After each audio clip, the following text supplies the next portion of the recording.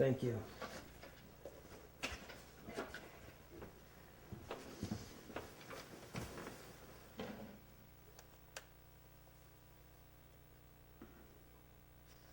Just have to change one thing.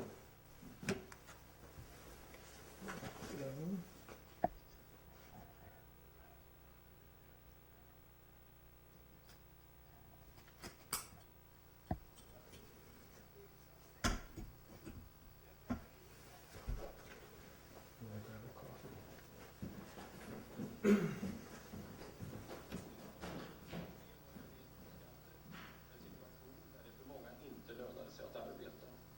Särskilt gällde detta för människor med små eller medelstora inkomster. Därtill kunde vi se en tredje konsekvens av utanförskapet. Det handlar om att betydande delar av samhällets resurser låstes i bidrags- och ersättningssystem för människor som var i arbetsför ålder, som ville jobba, men som saknade stöd att finna ett nytt jobb. Resultatet var brister i välfärden. Vård och omsorg höll inte tillräcklig kvalitet och resultaten i våra skolor försämrades jämfört med andra länder. Vi såg hur allt detta grundlade en utveckling där Sverige gled isär. Sverige klövs mellan människor emellan och mellan stad och land. Vi såg problemen och vårt löfte var att göra något åt det. Vi ville möjliggöra för människor att växa, ta ansvar och utvecklas i hela vårt land. I regeringsförklaringen för ett år sedan presenterade regeringen politikens inriktning och vad den såg som sina arbetsuppgifter för hela mandatperioden. Det gäller fortsatt. Ambitionen är att fler ska få ett arbete, att fler företagare ska vilja skapa nya jobb runt om i Sverige, att enskilda och familjer ska få mer makt över sin egen tillvaro och att möjligheten att skaffa sig kunskap ska komma fler till del. Fler ska också känna gemenskap med andra och få uppleva trygghet, hälsa, välstånd och god miljö. Regeringen har under gångna året genomfört eller aviserat en lång rad reformer för att leva upp till de löften som givits till väljarna. Vi har inlett arbetet för att göra det mer lönsamt att arbeta, för att få fler att vilja anställa och för att få fler företag att starta, stanna och växa här i Sverige. Jobbskatteavdragets första steg, förändringarna i arbetslöshetsförsäkringen, reformer för minskad byråkrati, skatteförändringar, bättre finansiering och andra insatser för att företagandet ska ges bättre förutsättningar, nystartsjobben, instegsjobben för invandrare, There's just one thing I have to adjust, and then we'll be all set. I just bought these microphones, so I haven't... Ja, de är alla exempel på vad som har gjorts eller på väg att göras för att jobben ska bli fler. Prime Det är också ett Minister, arbete för att förbättra kvaliteten i den skattefinansierade välfärden. Detta både genom resurstillskott och reformer för bättre kvalitet i skolan, förskolan, äldreomsorgen och sjukvården. För rättsväsendet innebär regeringens politik den största satsningen någonsin. En hörnsten för vårt arbete är ordning och reda i de offentliga finanserna, på såväl kort som lång sikt. Med en ansvarsfull politik bygger vi en stabil grund för en god ekonomisk utveckling. Målet om 1% överskott för det offentliga sparandet klaras med god marginal under de kommande åren. Statsskulden betalas av och vi värnar därmed våra barn och barnbarn. I heard this before. Shall I Inriktningen i regeringspolitik att skapa drivkrafter och möjligheter till arbete och förutsättningar för en bättre fungerande ekonomi är även viktig för att den starka konjunkturen inte ska övergå i överhettning. Could you just talk a little bit? Just say a couple things? I don't know what I should say, but anyhow. Okay, we're good. Everything's good. Thank you for your patience. Okay. Great. Here we go. Okay. I guess the ideal thing would be to start at the beginning of the family and to talk a little bit about how the PerSparre family originated and where we originated and just basically the beginning, if as much as you know about that. So I start now? Or? Yeah. Well, the Sparre family is one of the 4 oldest families in Sweden, and that still can keep the pedigree all the way down. And we can follow the line down to around 1375 or something like that. There were members or families with the same crest, with the same name before, but we do not descend directly from them on the male line. So we say we are from end of 14th century and from Västergötland. Västergötland is the western part of Sweden, and that was the border between Sweden and Denmark at the time, and it's known in all countries that those who are close to the border of the enemy, that the development in many ways is faster, and as to armament, as to fortifications, and so forth. So it all started there. And then what happened? And then what happened? Yes, well, when the power came over to Sigtuna, and Stockholm later became capital of Sweden, of course the Sparres always wanted to be where the power was, so they were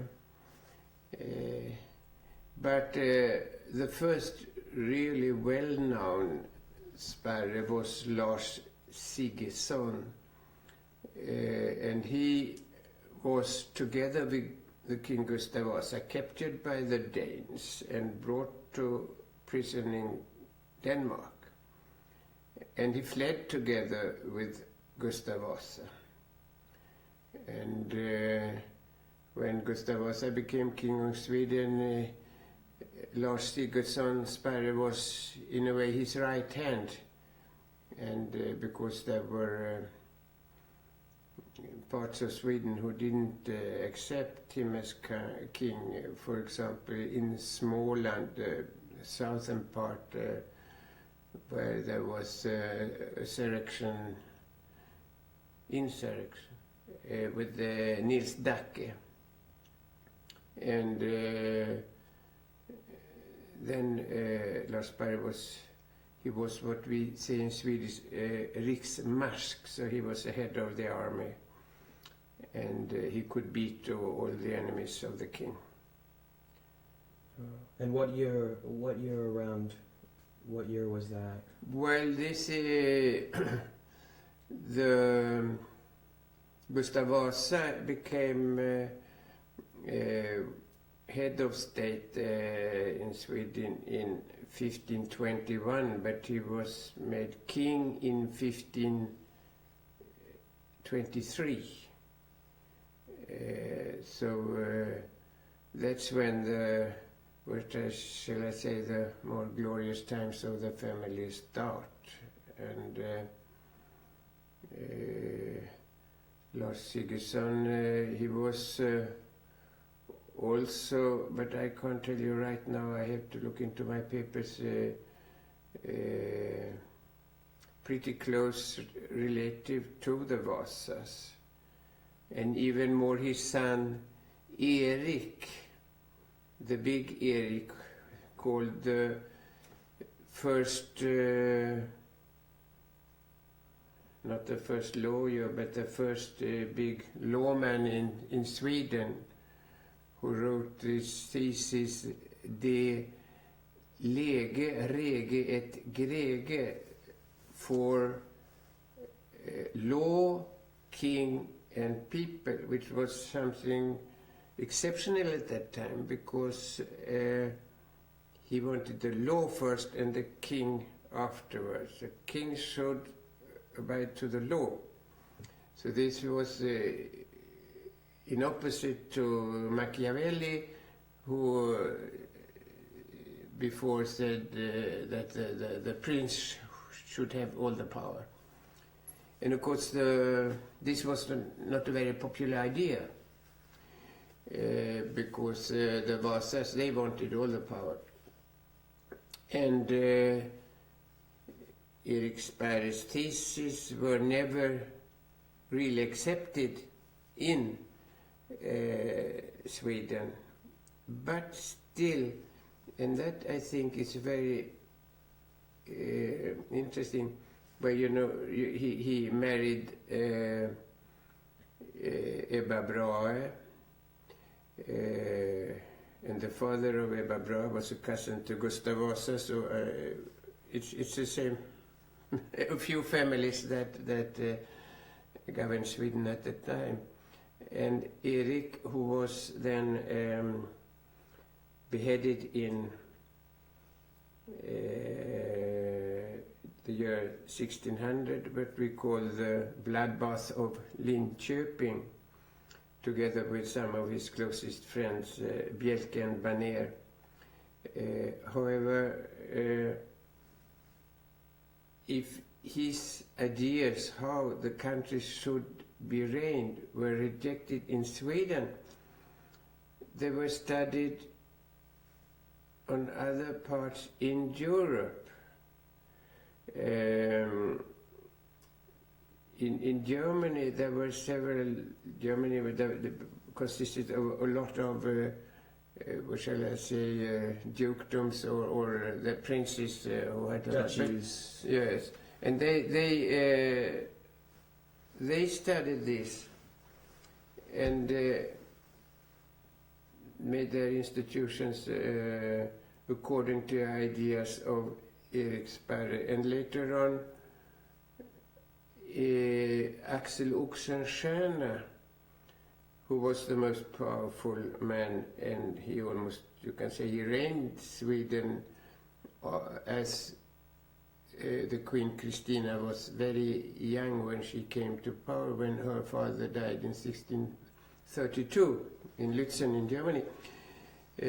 So then Axel Oxenstierna, he liked the ideas of Erik Sparre.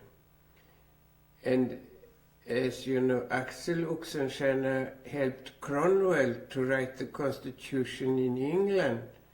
So the ideas of Sparre, Erik Sparre, they have been spread in big parts of Europe, and recently there have been both in Poland and in Germany, in the universities, professors who have written theses over his work.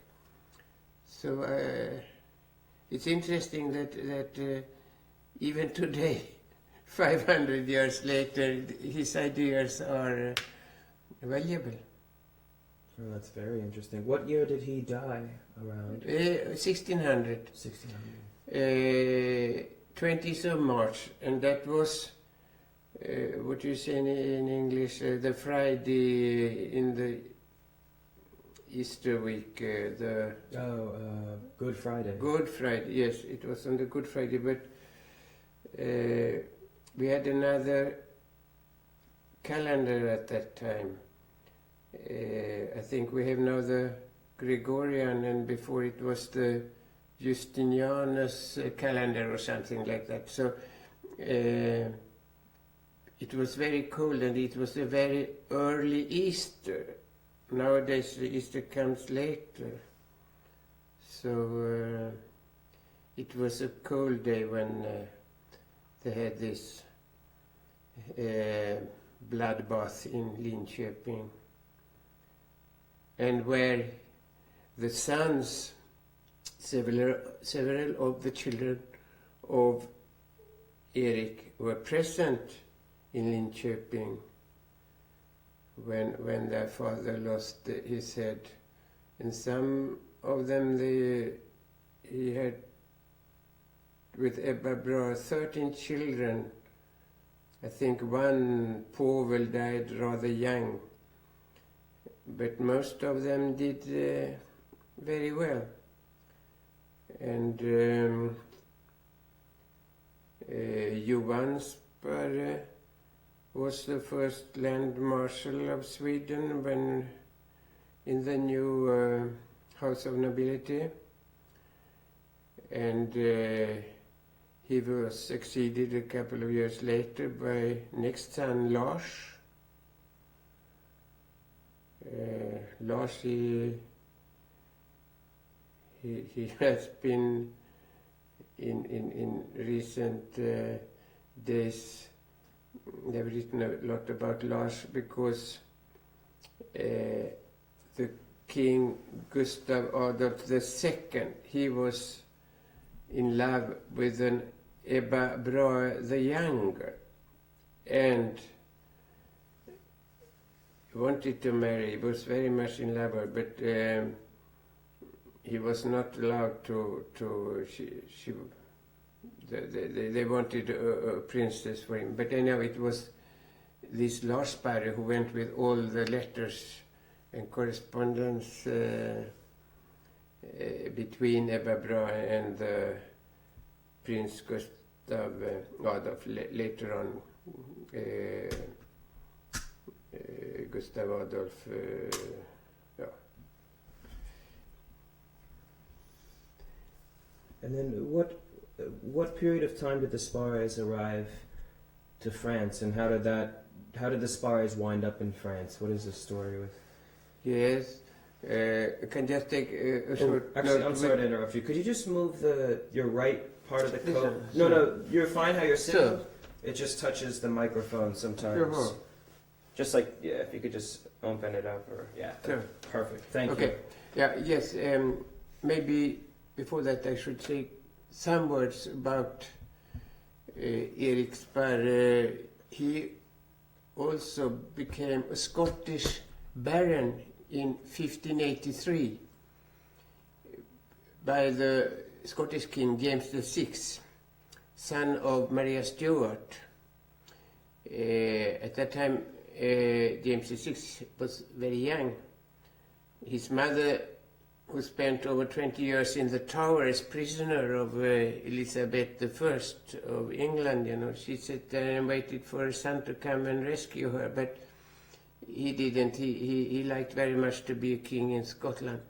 But he became friend of Erik Sparre. Erik were over in Scotland, and there was one of the most powerful men in Scotland, Andreas Keith, a very close friend to the king and to Erik Sparre, and apparently Erik Sparre did some good services to the King James because he was made a baron, and that is something extremely rare in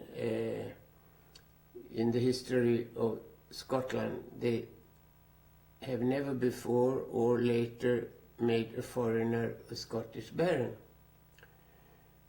And well, he came back and with a Scottish dog called Morton. But you mentioned the French branch, and then it was a great son to Erik, Per, who was, well, he was a Swedish riksråd, let's say, minister, and he was down for a peace treaty and negotiated a peace between the big countries on the continent, and right now I don't, it was not the Spanish succession war, it was later. Anyhow, this was in 1675. And he did this so well that the French king, Louis XIV, made him a French count for him and all his descendants. And I have a copy of the original letter signed by Louis XIV. And what's interesting when you read this is that 3 times he emphasizes the importance of the women of the Sparre family, and that all the women in the Sparre family will be countesses, whoever they marry. And this is something rather unusual, and I have shown this to French historians, and they say they haven't seen anything similar. Nobody thought that Louis XIV was a feminist, but still it's rather interesting. And then from this PerSparre, yes, who is buried in the Riddarholmskyrkan in Stockholm, all that is, he went back to Sweden, and but his children went to France, and they are the heads of the French line, so to say. And they did very well in France, the Sparres, and still do. There are 14 of them alive today. So there are only 14 in all of France? yes. 14 people or 14 14 person born Sparre, yes. Oh, wow. I didn't know that. But I know them very well, all of them, and there are 2 branches, and they didn't communicate until I brought them together 15 years ago. Now there is a good communication. You see, you're bringing the world together better. Oh, wow. So where are the 2 branches in France? Are they spread out everywhere? Are they regional? Well,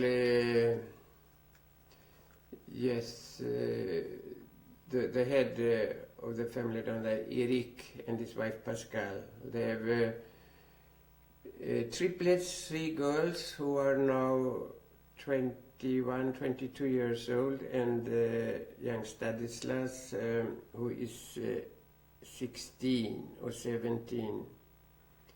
But they live mainly in Paris, but they have an old castle, but they call it castle, an old house in the neighbor of Villefranche-sur-Saône in the Beaujolais district. They have 2 good French wines, Domaine de la Tour de Bief et Domaine de la Rochelle. But then they used to have a manor in close to Bordeaux, but they sold that 2 years ago. Interesting. And then, so where does the Sparre regiment come into this, and the flag and the Yes, the Sparre. It was the son of a brother to this pair who was made French count. So Eric was his name, and the mother of Eric was Stenbock, and yes, and she had a good. The Stenbocks, they were very rich in Sweden. So the money comes from Stenbock mainly. And he bought a regiment in France in 1694, 20th of October. And it was set up, well, from the beginning they said there should be only Swedish officers. And noble, you couldn't be officer at that time if you were not noble. But a lot of Swedes who came down there, they were not noble, but they put in France, you just put the de in front of the name, you know, and then it was accepted in France. But this regiment took part in all French wars, and they had a very good reputation. They were often used both for attack and to safeguard the retreat. For that you need very disciplined soldiers. And the discipline was high, and they had all in the regiment, I suppose all regiment at the time had a hangman who was part of the regiment, so you shouldn't be tempted to go over to the enemy. And I don't think many of them did. And they used the flag that we saw today that you had given. Yes, yes, they did.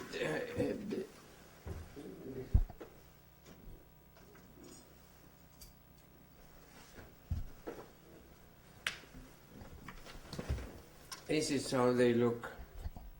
And of course you think Swedish yellow and blue, but I have seen French regiments at that time as well who had yellow and blue uniforms. But and this regiment, it was like an accordion, you know, when it was war, they could be up to 5,000-6,000 men, and when it was peace, they were only 400 or 500, and they sent home the soldiers and paid the officers only half salary. So everybody wanted, of course, a good war, so they could sort of be upgraded in rank and get better paid, and show how brave they were. So 5,000 or 6,000 men at the largest. Mm. Wow, that's a lot of people back then. I mean, that's amazing.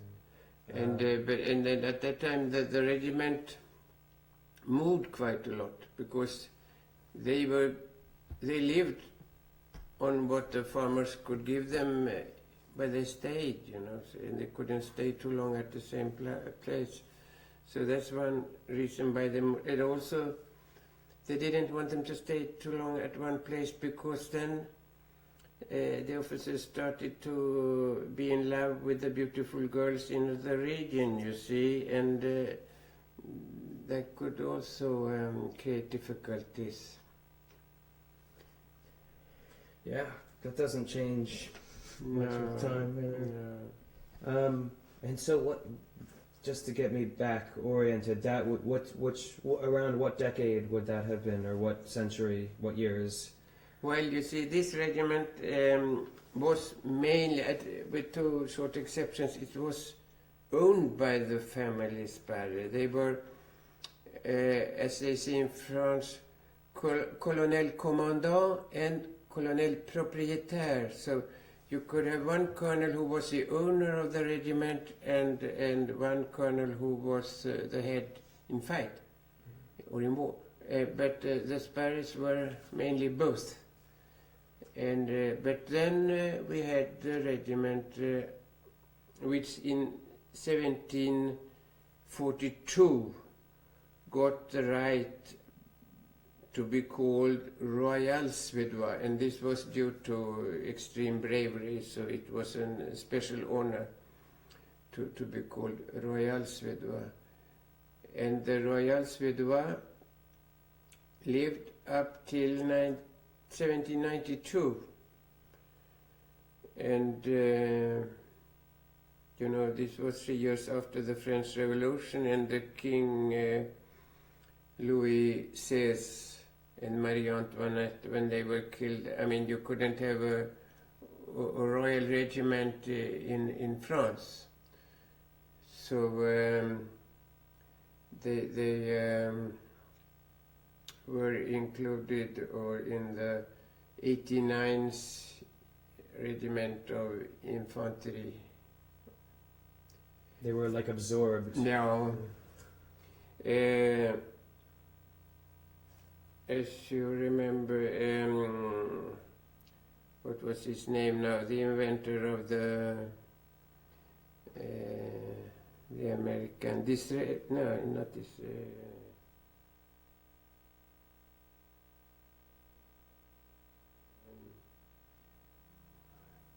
The American who invented this to take the... Benjamin Franklin. Yeah, Benjamin Franklin, sorry, yeah. Benjamin Franklin was, no, you can put that. Benjamin Franklin, he was in France, you know, and he wanted to recruit people to come over to fight in the American War of Freedom, I think you call The it. American Revolution. Yes, together with Lafayette, and Lafayette was a good friend of von Fersen too, and some others. Victor von Steding, who Carl Sparre, as you see on the wall there, he helped Victor von Steding from his very, well, he was 10 years or something like that when Carl Sparre took care of him and helped him all his life. But he went over with Lafayette, and they wanted to bring the Royal Suédois over to America. But then both the French and the Swedish kings said out of question. Of course, England was the big enemy, and they wanted to fight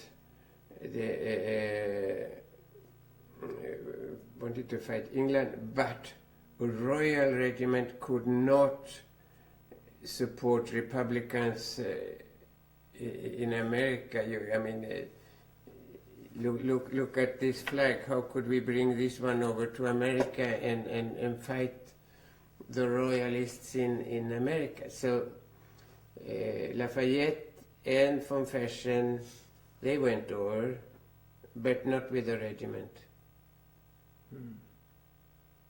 And von Fersen was the lover of Mary Antoinette, or was that his father? No, that was not. No, it was Axel von Fersen, and how much lover he was, that has never been proved, but and I think there are letters, and people read these letters and think, oh, they must have been very intimate lovers to write like that. But I have written letters from the same time, and people wrote in another way, you know. They addressed this, oh, my darling queen. I mean, I think you don't express yourself like this. So we can get the wrong notion today when we read what was written in the 18th century. But certainly they knew each other, and he was in love with her, that is for sure, because that has been proved by his correspondence with his sister Sophie Piper, and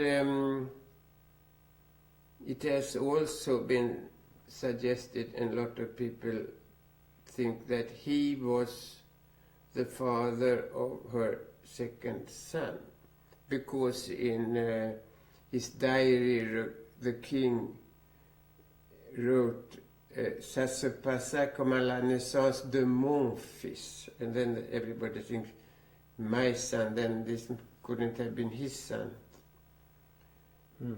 But anyhow, we know that the boy was the son of Marie Antoinette, because it has been discussions about that as well. He was put in the Bastille, you know, and he died there. He was there for quite some time, and when he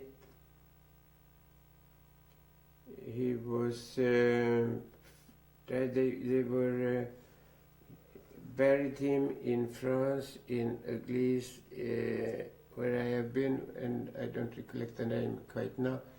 But they thought the skeleton was too big, that the young prince, I think he had died earlier probably, and they put another boy in his cell.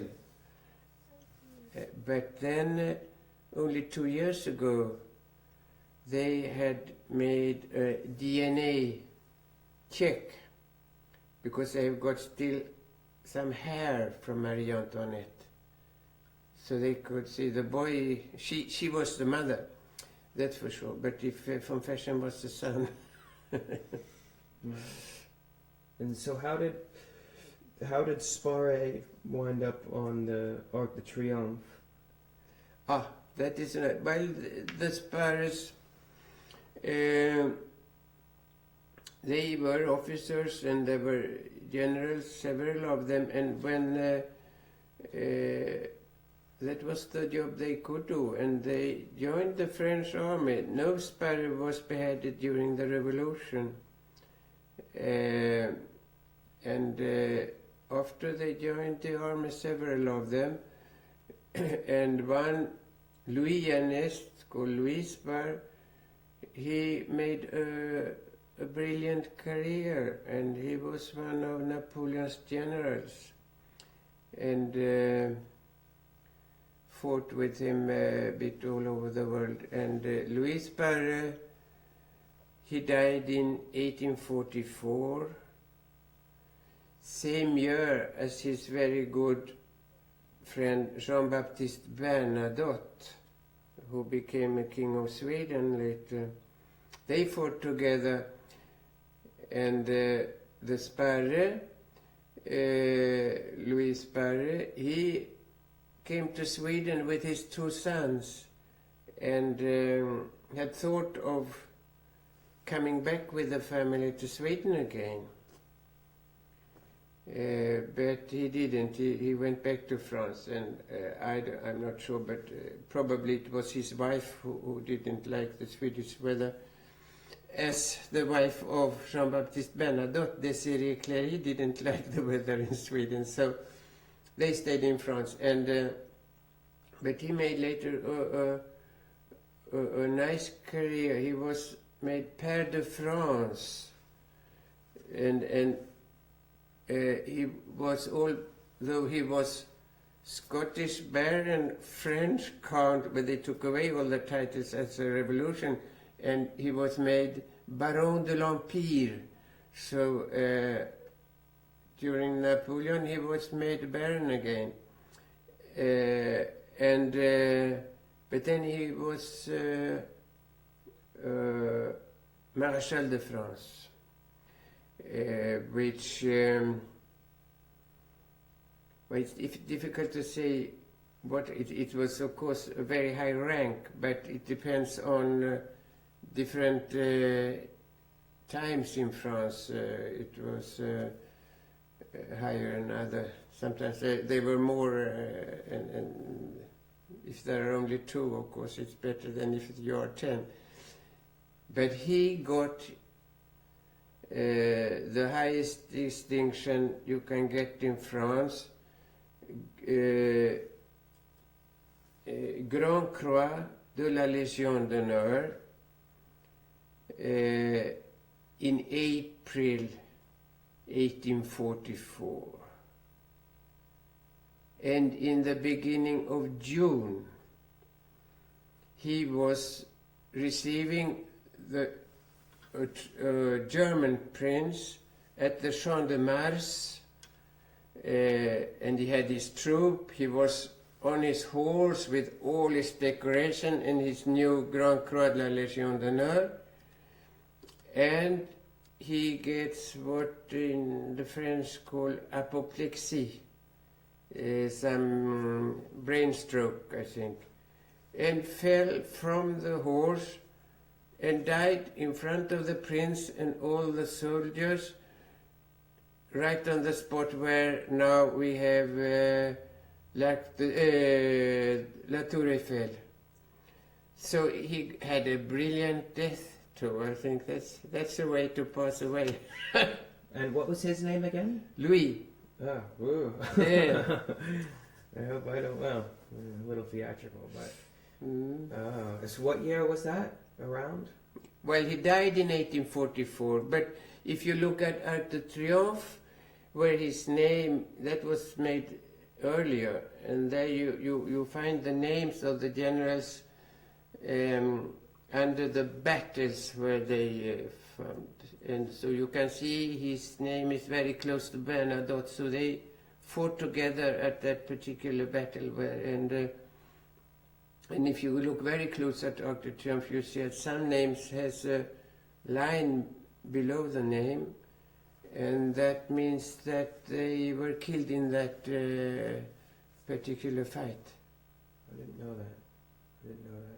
And so what now, we keep talking about France. What was happening in Sweden with the Sparres in the 1700s and 1800s? Well, a really big time it was in the 17th century. In the end of 17th century, the king, Charles XI, he took back a lot of land and castles that his predecessors had given away to the oldest families in Sweden. So there we lost a lot of castles and a big fortune. But they were still doing pretty well even in the 18th century, and had a lot of posts in important places. And you are from the branch of the counts. They were mainly officers, and most of the counts were in the Navy. They were naval officers and admirals. So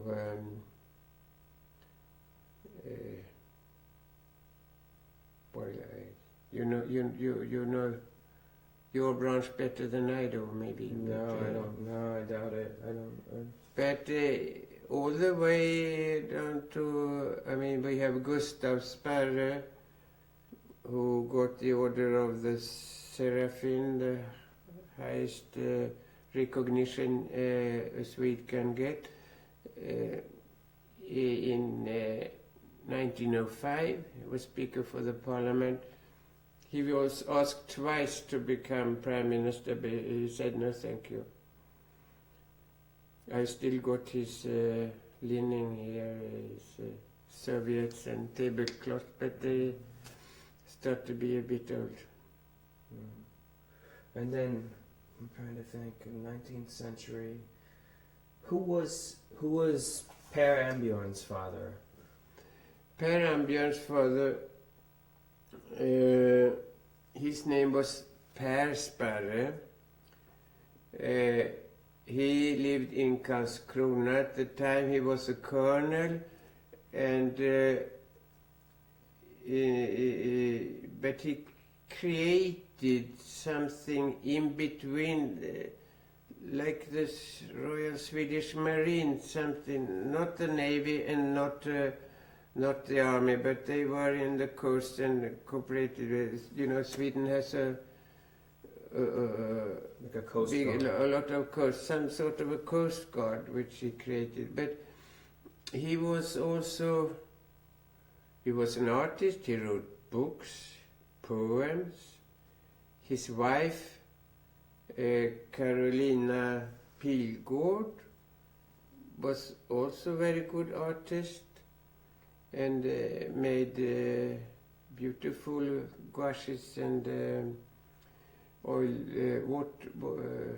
watercolor, and then he wrote books. Per Georg. He wrote books, and he was what they called Sweden's. I said it yesterday. Anyhow, his books were extremely appreciated in Sweden, historic stories and about the war with the Danes and others. Was it the Sir Walter Scott? of Exactly, Sweden? yes, the Sir Walter Scott of Sweden, and so everybody knew his. And I have upstairs his books, and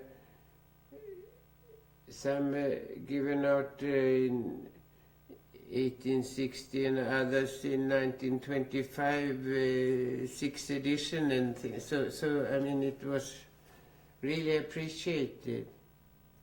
Wow. And he was then the father of Per, who married Teresita de Barbavera, who And died after only a few years of marriage. You know, the wagon turned over, and how old was she? Do you know when she was? well, she was not very old, and I think they were not married for many years. I can't tell you right away, but I can look it up. But Yeah, she was young, and I think they were only married 3 years or something like that. And then, could you just talk a little bit about what Per Ambjorn did with the stamp and? Well, Per, he was a technical genius, but not a financial genius. He is he invented a tremendous lot of things. We talked about the stamps, the machines making stamps.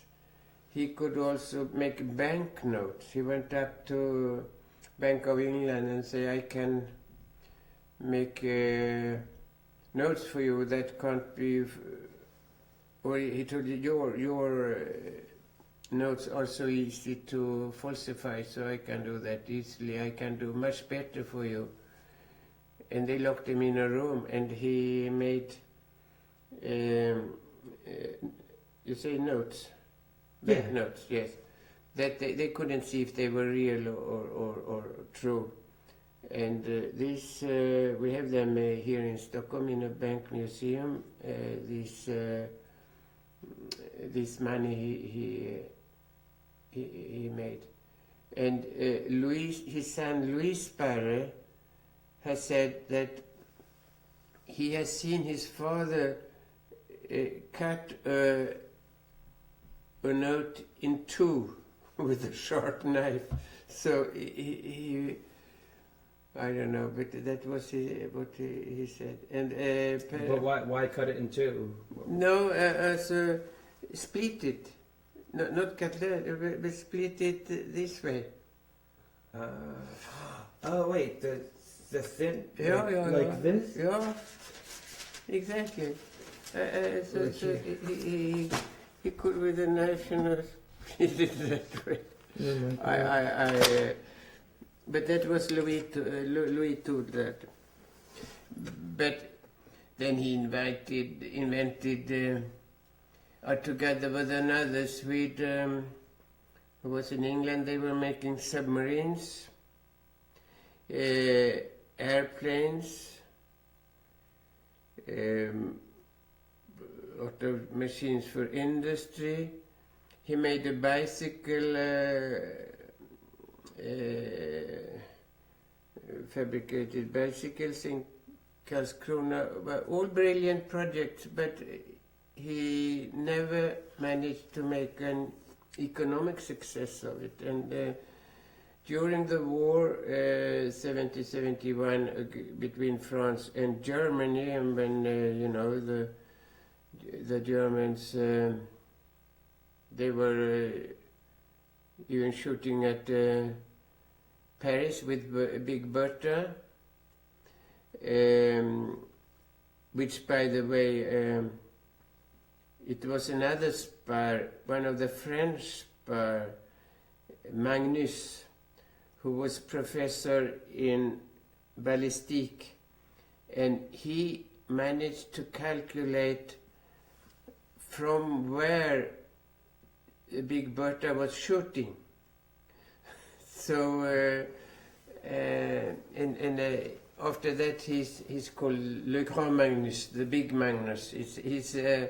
All the French are very proud of this Big Magnus. But at the same time we had PerSparre, and he was in Lille during the war and set up a factory for making guns and especially ammunition. And until then you needed ammunition with metal, but the metal was scarce, and he managed to make bullets with gunpowder and with hard paper around, I think, which could shoot even so well. And he was very much appreciated in Lille, and the Germans never took Lille, and Sparre was called the savior of Lille. But very close after that he was attacked for high treason, and I think this was something they had just found out, because he had an enormous debt on the French government, which they didn't want to pay. But he finally got freed in the court, but at one moment he had been sentenced, and it could have ended very well if not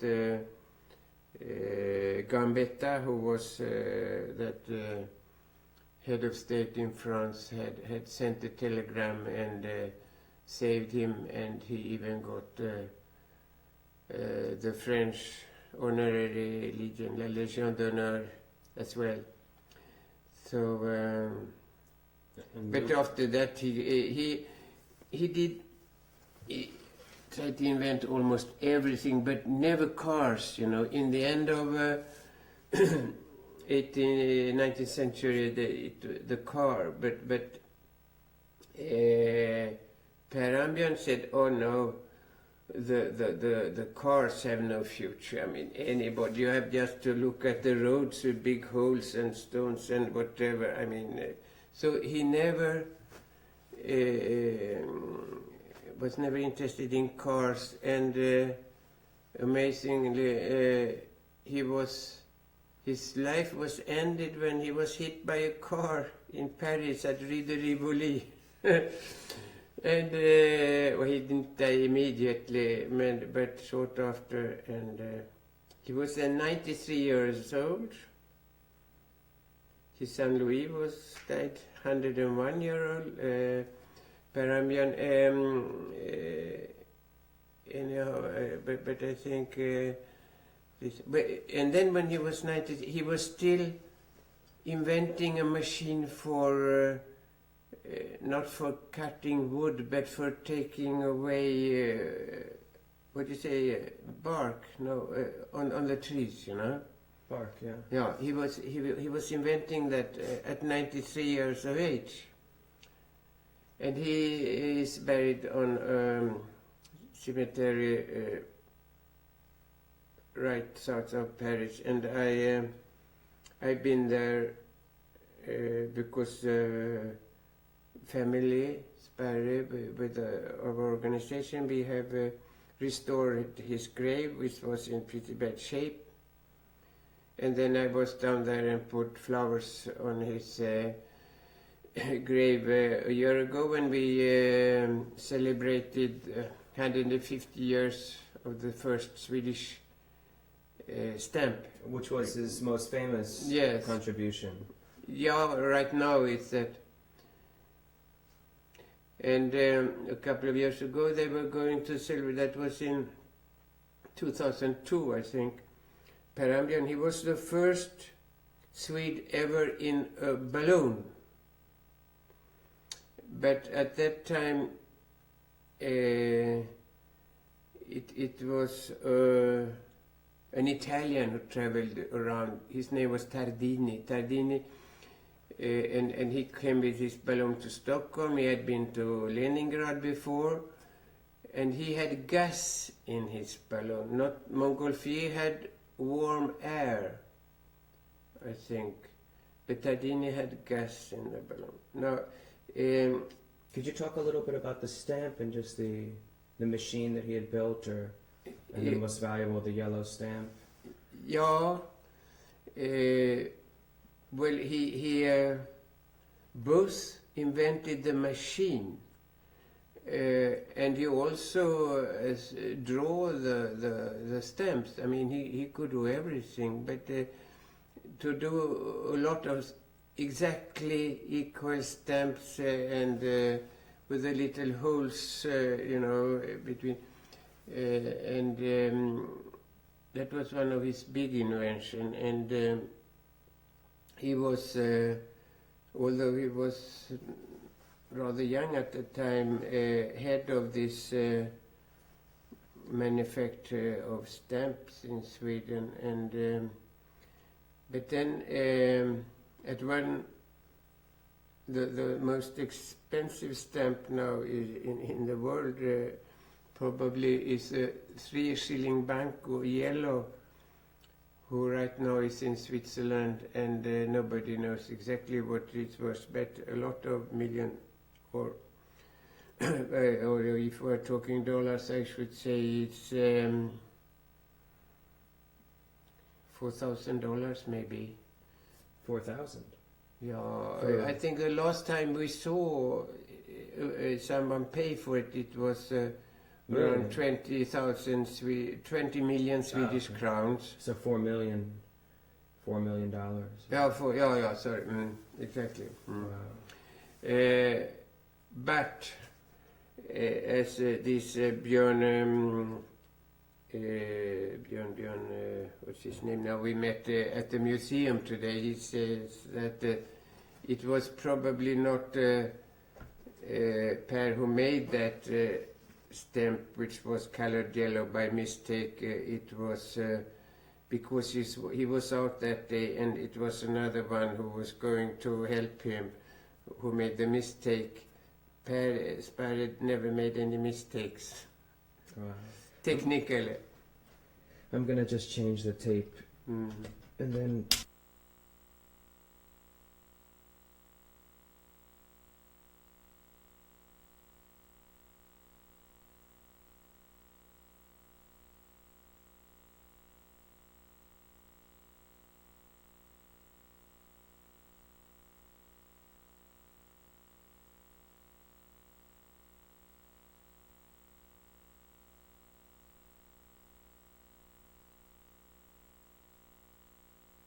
Amazing.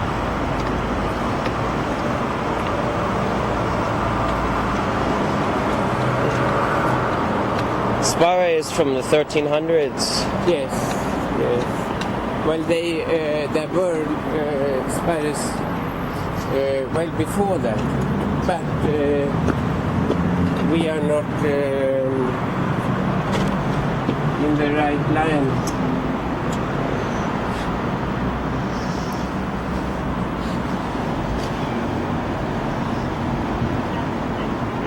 PerSparre.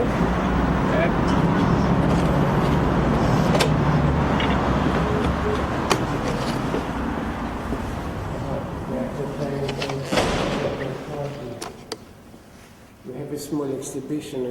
I don't know if you heard the name of Carl von Linné. He gave names to thousands of flowers and so forth. And, That's right, yeah. I've read about him. Oh, he's very important. Otherwise, we used to have an exhibition there with the silver things from the Sparre family that I have, but they have taken that away right now.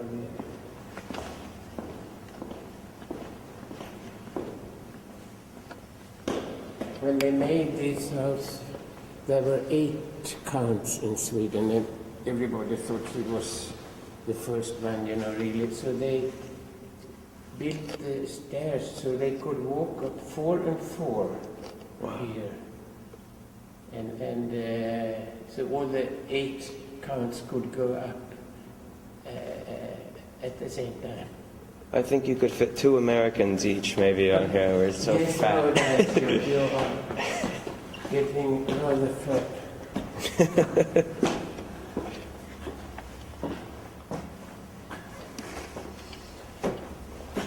But there have been a lot of French artists too here on this one. This is Bouchardon. Wow. But the originals are in the royal castle, but these are replicas. The Royal Castle, which is on Gamla Stan. Yes. I think this is pretty, people, they like everywhere their name and so forth, but they have done it for a long time. And you look at this, they have written in 1680, but it's in some way, It's a graffiti. the graffiti, they haven't changed, No, people don't seem to change. No. Ah, look, that looks familiar. Yeah, that's the flag, even and the king was angry when he came here. Why is he giving it to the French? It shouldn't be here. Is it the same one that? It's the same one that he, but it's, I made an extra. Wow. It looks beautiful. The other one was larger, wasn't it? No, was it the same? No, a replica. Exactly the same. Wow. When was that flag designed? Well, it was, the regiment had several flags, and that one is from 1740, and I could have chosen others, but I thought it was the most beautiful. I think so. That's right. It is beautiful. These are for sale. That's about for 2 they sell it for 200 crowns. Oh, this is the book. I think the new one cost 6 or something. So I don't know. Oh, I'll have to But I mean, you within here.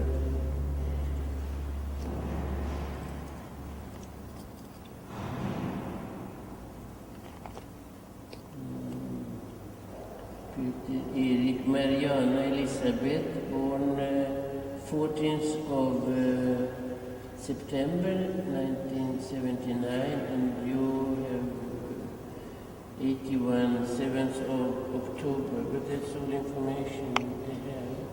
Actually, it's July 10th. And you, July 10th, sorry, yes, July 10th, yeah. And your mother, Ana Maria Gonzalez, from Argentine, the right artist here. She's an artist. Another artist. Too many artists. Not enough. Yeah. We can,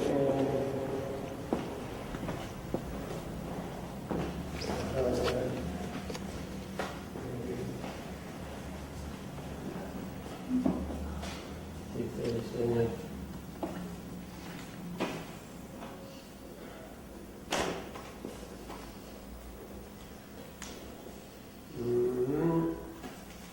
Yeah, I can thank for the money.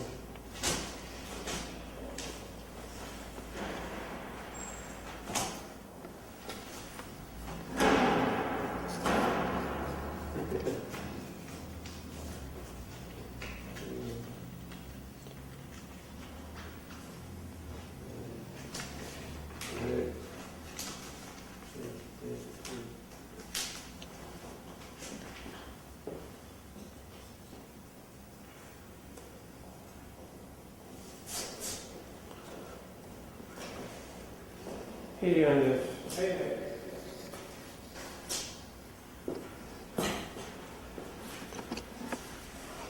Hey. Maria Elisabeth.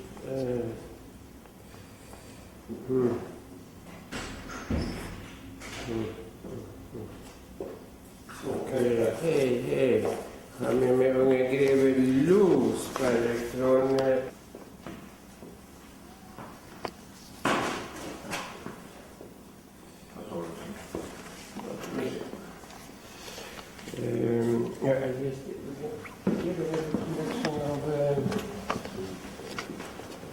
porcelain from the East India Company, you know. There were lots of Swedish noble families that ordered porcelain from there, and well, that's a very good. This is Sparre and Mörner, a family Mörner. And what is, you can see some of it.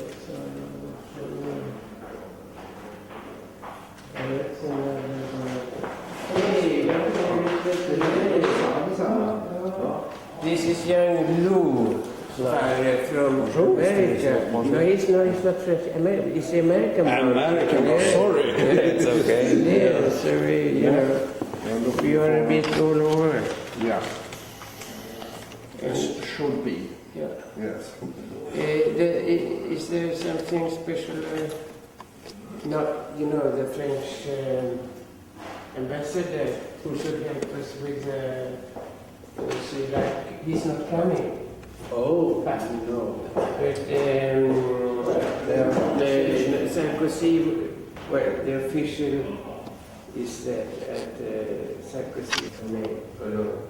Or anyhow, there's no wife, and the second is homosexual, and they don't want two homosexuals in the French. But I'm not quite anyhow, that's right. Mm-hmm. So I don't know who will be the new one. But I will go to Paris tomorrow. Yeah. And tomorrow afternoon I will meet Jean-Pierre Kirsch, Le Grand Chancelier. Yes, I know you're doing your best. So perhaps we'll succeed now. Oh, yeah. Okay. Nice to meet you. Have a good day. No, if you look, for example, that one, the little with the blue, I think there is another downstairs. It's the family Gyllenborg.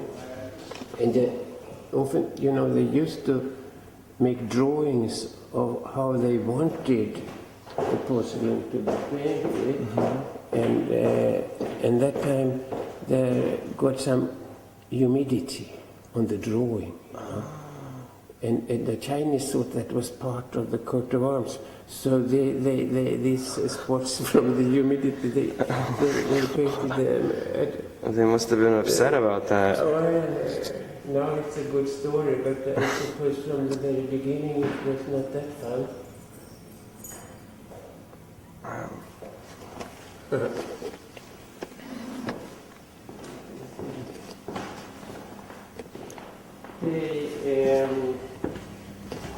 Jag har inte tagit reda på den där lilla som inte betalt, eller som inte fick sina pengar. Jag har inte pratat med. Du har inte henne där, så du vet inte när. Ja.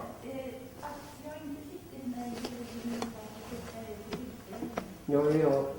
Jaha, då går den dit. Då går den till en klass. Ja. Sen går man in en gång i veckan. Nej, okej. Man vill hjälpa det. Jag ska höra om Lotta har hittat något nytt konto under annars. Ja. Annars brukar de höra av sig när de inte får pengar. Va? Nej, men hon är ingift utskild. Ja, men så därför har inte Ja. Det är unge Louise Berg från United States. Vet. Vi har Hello. en branschgren där borta också. Vi är lite spridda. Bra, men vi har inga annat ord. Ja, jag såg det och det var en ny ansökande. Jag tittade på den och lämnade för Ulf. Fint då. He will have a library, and then there's another huge library up in the attic. And you come here. There are events and things that happen here Oh yes. with the family. Yes, and all the families, they can rent the localities if they wish to have party families and so forth. And I will have something here in 3 weeks.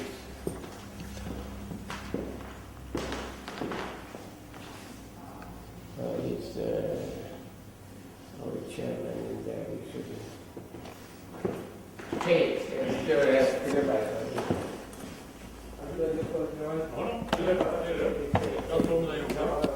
Ja, men Louise Sparre från USA. Oh, Du vet, nice to meet you. Yeah. third generation of Sparres in America. Welcome to the House of Nobility. Thank you. And he takes films to show in over there. Yeah. It's a very interesting painting. It was one of the big Dutch painters. It was painted in 1670. Yes. And it's the technique is what they call in French trompe-l'œil. Yes, something. They tried to fool the eye that this was real, and they make it with shadows, lots of shadows, and very careful painting. Yeah, It's it's amazing. If you 1670s. Yeah. Wow. And if you ask, No, 1600. That is 17th century. But 1670 was the. Yes. Oh, yeah, 1670, 1670. yes, Oh, yeah, yes, yeah. yes. I thought you Yes. said century. Sorry. Mm. and the painter's name is Cornelis Giesbrecht. Giesbrecht, and he was a painter at the court of the Danish king. Beautiful. Yeah. How did it wind up in Sweden? Well, he didn't, but the painting did. So it was a donation. Ah, okay. Interesting. Great. Thank you very much. Nice to meet you. Det blev en trevlig middag där sen. Ni var så snälla och bjöd mig på någon middag, men så jag var utomlands. Nej, jag var på bröllop. Det var nu i lördags, va? Just det. Då var jag på Det var bröllop. synd att du var med, det var mycket lyckat. Ja. Ja, du har bara suttit och bjuda. Jag var så rörd. Ja. Verkligen, ni får dina. These are the, we will see them, the chairman. You can read here if you wish. The ceremonial stuff of the land marshals. You know, he was a land marshal. He was the head of this Riddarhuset, and he used to get this from the hands of the king.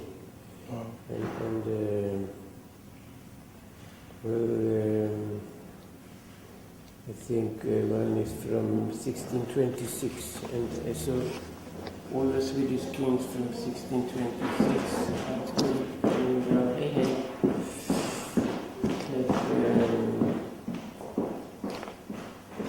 Handling of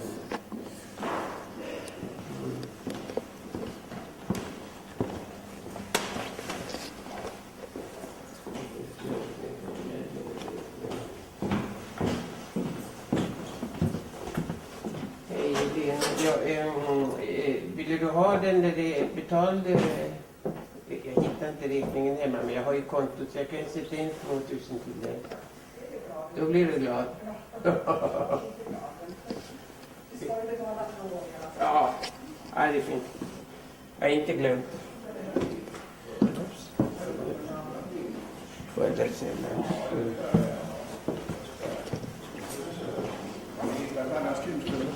Ja.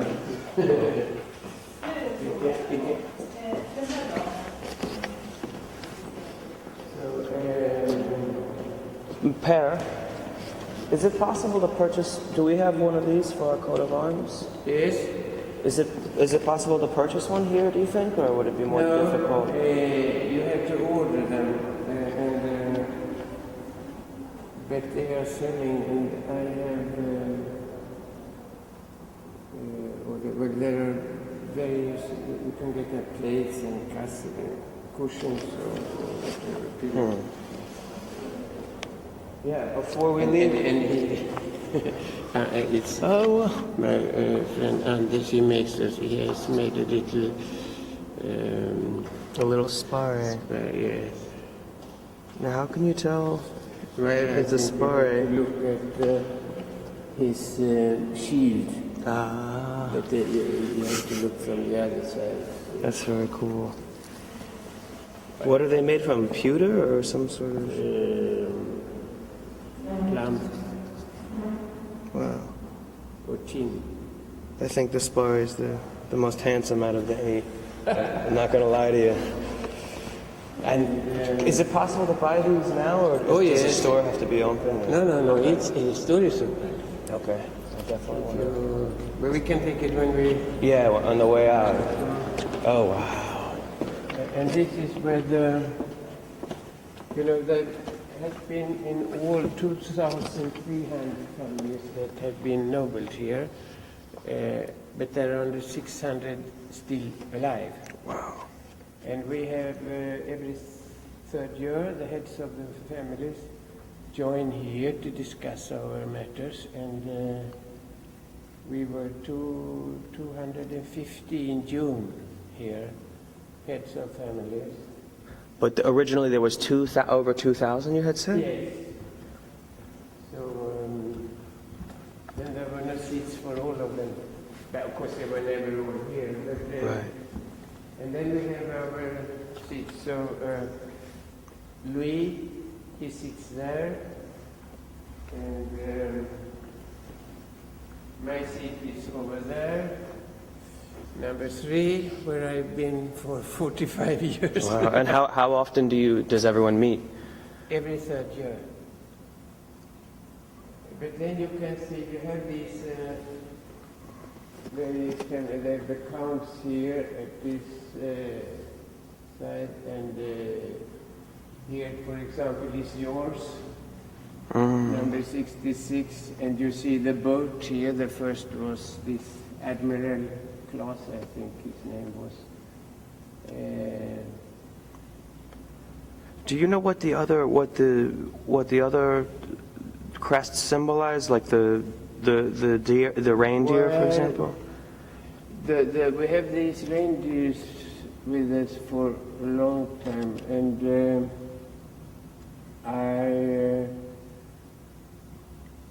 and this has been with the family since 1500 or earlier. I don't know exactly, but I mean the palms, it's a Christian symbol also.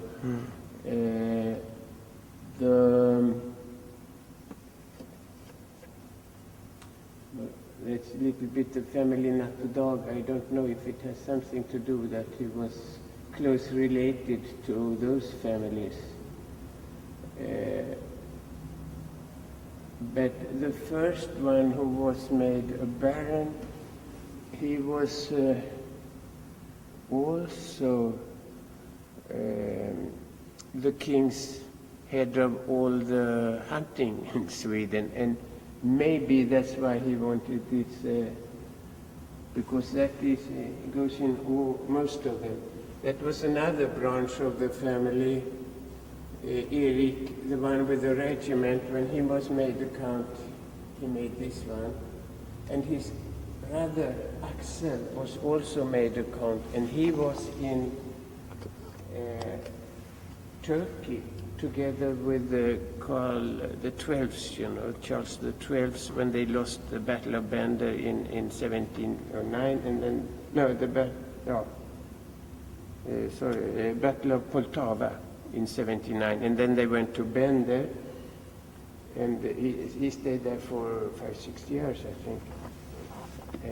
But Axel, he didn't like the Turks.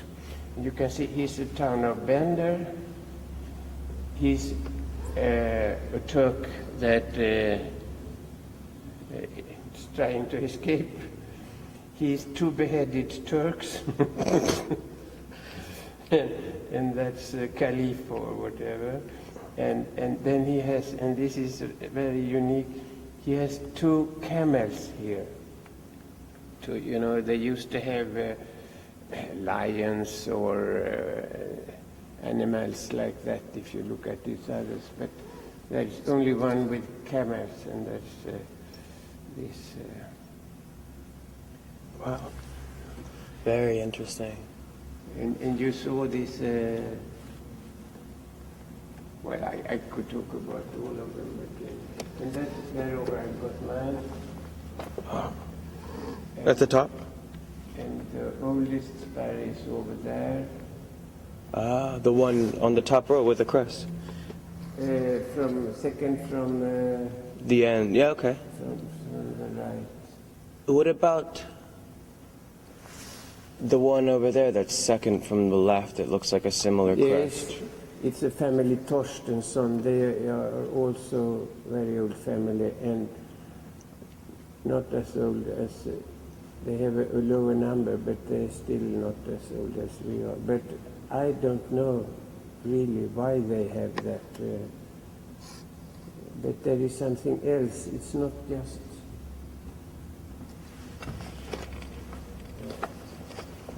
You know,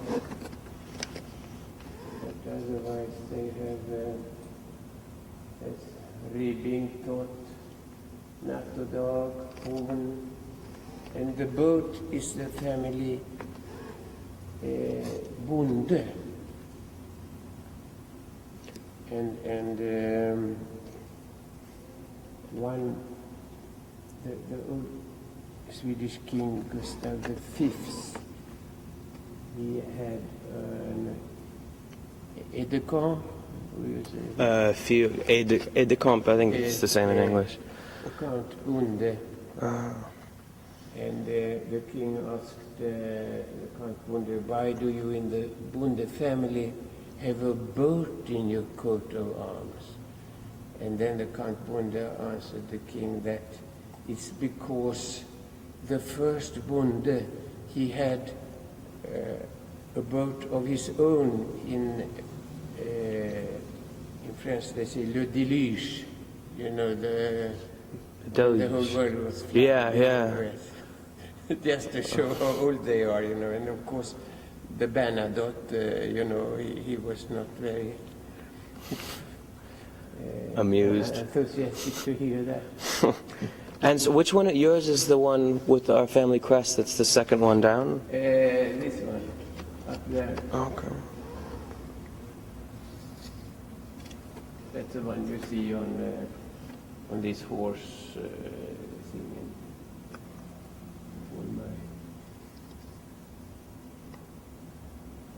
All right. But well, there's lots of stories to be told about the Super Queen.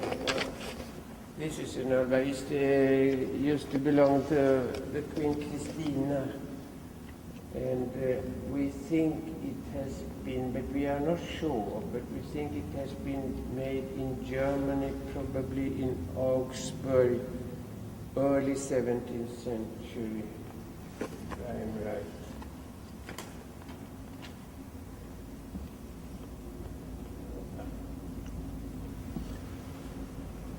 And that one is, you know, it was forbidden here to give applause or to whistle, or even when the chairman was here, nobody was allowed to come on this side of the fence here.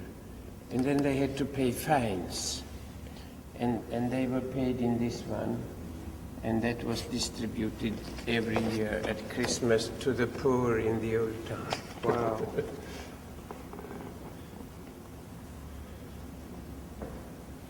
And what is the? That's the chairman's. We used to use when it, but everybody agrees. But and once, this was in April 1789, the King Gustav III came in here. He wanted to raise the taxes, and the people out here, there were lots of people in the garden crying. They wanted a revolution. But the king, he comes up here, all alone. He said, I'm sitting under the Vasa family, because the king was not allowed to come in here, according to our constitution. But he didn't belong to the Vasa family, but anyhow. And then he proposed the taxes to be raised, and all the noble people here, they cried, no, no, and then he done this and said, oh, thank you very much, all of you, for your support. And then he went out, you know. And this was in April 1789, just 4 months before the French Revolution. So I used to tell the French, well, you should study how we make revolutions in Sweden. This one is also interesting. It was a German painter, Mr. Klöcker, that we took to Sweden for this job. He started in 1670, and I've seen the final invoice. It was in 1674, so it's 4 years later. But then his name was Ehrenstrahl, so they arranged him to be, what do you say, nobilized. I think, I don't know. Anyhow, and I think, you know, we got a reduction on the invoice because of that. But so people haven't changed very. But another thing which I think, this whole thing can be lowered, you know. It's a huge machinery in the attic with wooden wheels, so you can take it all round. So when Ehrenstrahl painted this, he could do it standing, you know, not like if you know Michelangelo, when he painted the Sistine Chapel, he was lying on his back and got all the paint in his eyes. He almost got blind because of that, but here not. Amazing. I thought when you see all the stars there around, I thought you know, that's a symbol of Europe now. Wait, where are the wow. I thought Aristotle was the first Europeans, but then someone told me it symbolized chastity. Boring.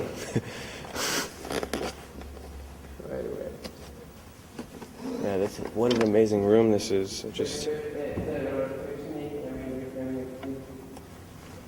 Some of them, if you look at that one, for example, his name is Tan Befehl. And you see in his coat of arms, he has got 3 teeth and some bullets. And he was shot in the mouth. So he lost his teeth. but he survived. He survived, and Wow. Later then, when he was introduced in this house, he took his new name after the teeth and put the teeth in his coat of arms. What a story. You can see there are others like that if you go down here. When were all of these made? The plaques. Well, no. Well, we had someone up at the Royal Castle to do this now, but we don't know Bill anymore. But I don't know. I think suppose he had a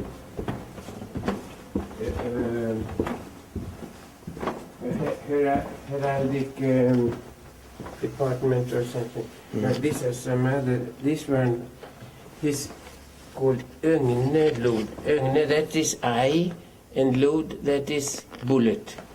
He got a bullet in his eyes, you know, so he took the name Ögnelod, and there is his eye, and or the bullets he got in the head. And he survived too? Oh, yes, he survived. Swedes are tough. Oh, yeah, well, they are. And this one, Stultenhjelm. Hjelm is what you have on the head. But Stulten, that means wooden leg. And he was shot at the battle, here bullets, and lost his leg. And but he survived, you know. First you have to survive the treatment of the doctors, which was and then, Almost worse than the incident. So he was so proud. So he took the name of Stultenhjelm, and in his coat of arms he has his wooden leg. It's great fun, isn't it? Huh? It's amazing. I like how they're so personal. Yeah.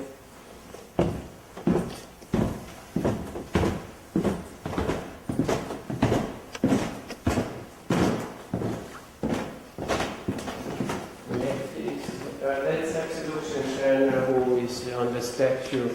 He gave the land here for them to build the house. And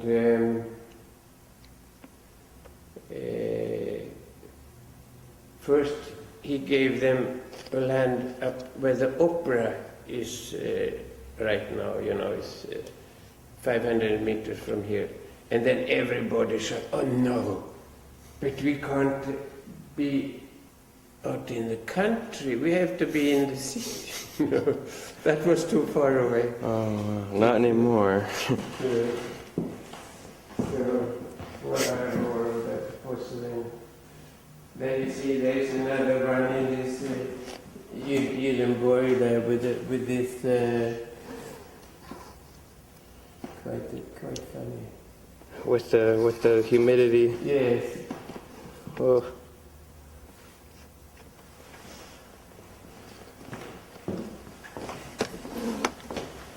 And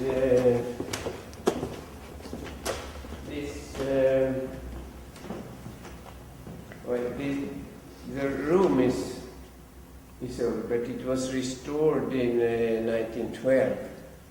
So the roof is not very. It's getting dirty again, but we cleaned it a couple of years ago, and you can see how dirty it was before. Up there, we left a little. The little square, the rectangle? Yes, just to show how. Wow. When do you think they'll clean it again? So these are the Landmarschalks, the head of the nobility, and we, the Sparres, we have got 5, and the next family is the Bjelke, they've got 3. So we have been deciding in this, and for example, if you look, the first one was Johan Sparre, he's up there. Oh, I'm gonna film him from over here. That's you said you had a picture of Johan. I think so. And that is his younger brother Lars. And those were the son of Erik Sparre, who was beheaded in the year 1600. So those two, when they were 10 and 12, I think, they stand and looked how their father was beheaded, you know?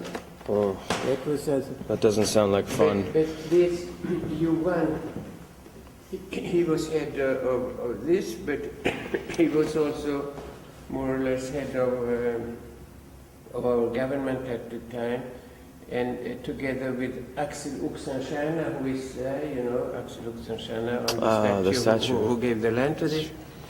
And Johan was married to Axel Oxenstierna's sister, Ebba. And what a lot of Swedes don't know, and what I didn't know, that the capital of Sweden for 6 years was in Germany, in Mainz, from 1631 up till, in 6 years. And so there was the king, Gustav Adolf II. He was killed in 1632, and Johan Sparre, and Axel Oxenstierna. They were all here in Mainz, you know. And this was celebrated in Mainz 2 days ago on Saturday. How long was the capital there for? 6 years. Wow. And my son and my 2 grandsons, they were invited to Mainz, so I must call them and hear what happened, you know. And they were playing in the cathedral in Mainz some historical theater game with Johan Sparre as well. Wow. It's quite funny. So these, you would call them the land marshals, or these Yeah, were the land heads of the marshals. nobles? And the Sparres had the most? Yes, we had Johan and Lars, And Lars was Johan's brother? yes, And their father was Eric, who was the one who was decapitated. Okay. and then we had Svante, over there. Is that a common name, Svante? No, not very common in the family. Can you see the resemblance? It's like looking in a mirror. Yeah. And then here we have Per, 1616, 1664. I wanted to ask you, the spelling of Per without the H, is that an older spelling, or is there... No, that is probably older, but the counts in your branch they write often with an H. And so there's one more Sparre in here, right? Yeah, he's in the other room. Okay. Well, that's the father of Axel von Fersen.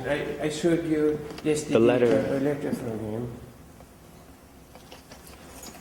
He was the one who was Marie Antoinette's lover? No, his son. Okay. Oh, that's right, yeah. So he's earlier, but they had the same name. Okay.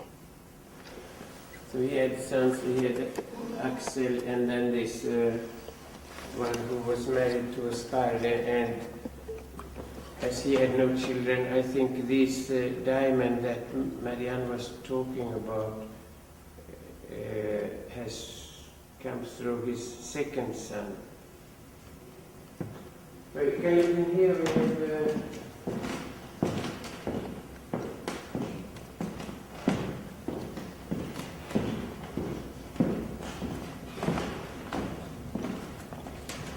These are the latest, you know, in 1866 we got the new constitution with the 2 chambers. Before we had the nobles, the clergy, the bourgeois, or what is The it? And bourgeois. the farmer, yes. So, and here you have, this is your branch, Gustav Adolf. That was the last Sparre who was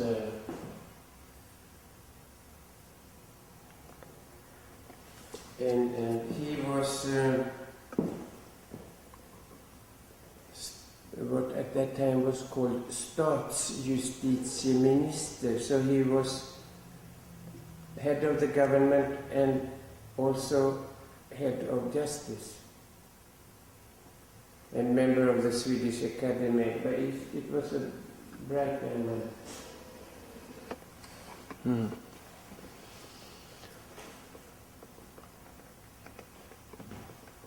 But Amazing. maybe we could go down to the cinema too.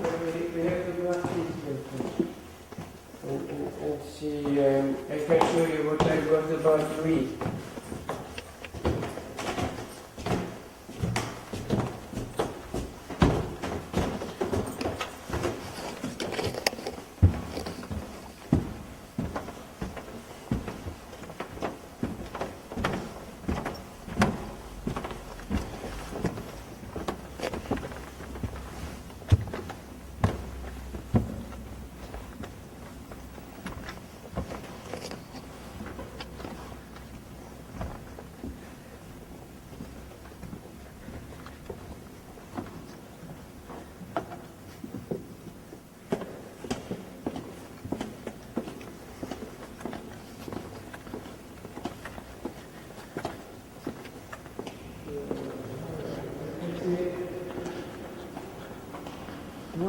you want to? Oh, I wanted to get this. Yes. It's just VHS, but that's okay. You can have it in English. Yeah, I'm going to get this in English, and I would like the book. Is there one from this year that's here? Yes. Du har några från den senaste publikationen. Vad kostar den? 750. You see, the one that's the most recent. That cost 750. 750. Okay. So that's a bit more expensive than the old one. Well, how much is the old one? 200. 200. Oh, it's only 200. That is a big difference. I'll get this one, and then next year I'll get the next one. There couldn't have been that many babies born. No, it has not changed so much on your branch anyhow. Okay. Yeah, then I'll get that. That is a big difference. And I need money for vodka in Finland, so that's Ja, vi tar den billiga versionen. Day.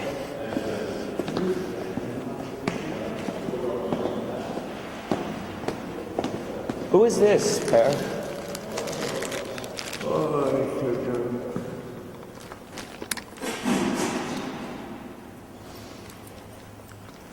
Anders, vem är den brodern? Det är det, ja. Gustav Vasa, the same As the statue. and,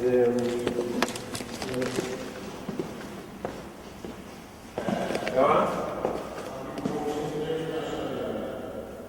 Oh, yes. Vilken av fruarna? Lilla stenbocken? Well, it doesn't look like him. He got hat of his wife on this one. It's an interesting hat. But the one up there, the statue, was made by a famous French sculptor named Archevêque.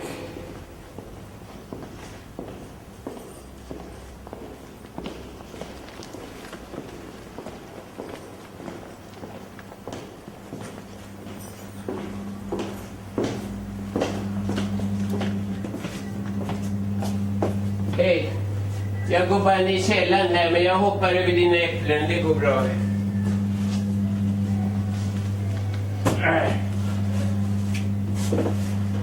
Can you manage? I think so.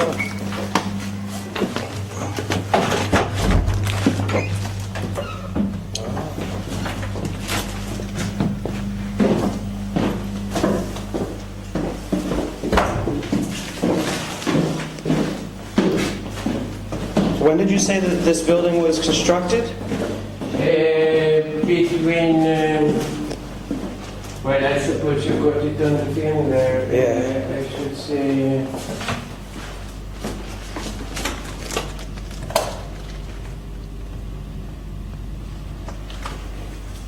Uh, 1628 and 1670 something. Oh, that's right.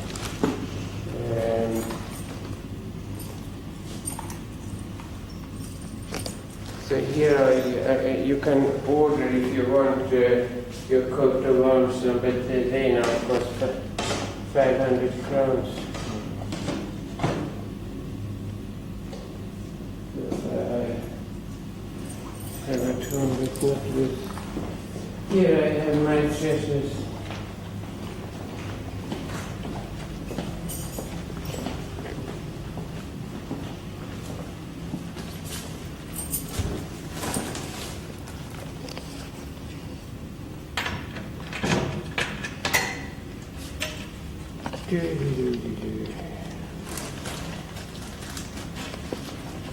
All this is Louis. Here I put in the, what do you call this? The axe. Axe, an axe, yes, it was given to me, this PerSparre axe. They told me it was from 15th century, but I had it examined at the of some historian, and they think it's probably end 18th century, early 19th, so it's not very old. But anyhow, I put it here. Then we have, you can see we have a lot of old letters and documents of all. When I get time, I should sit and read this. They're not all that easy to read.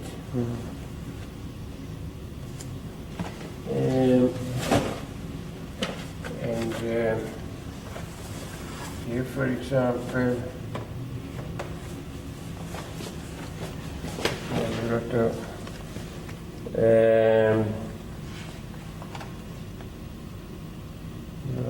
yes, this is signed by Carolus. It's King Charles XII in 701.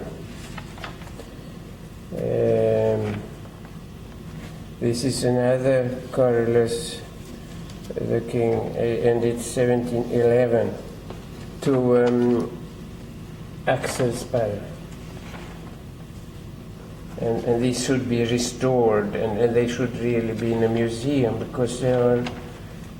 And there's a third letter from Charles XII, from Bender, you know, this town in Germany. In Turkey. Oh, that's right. Where he so this is from the King Adolf Fredrik. That is much later, 1769. And Fredrik first 1746.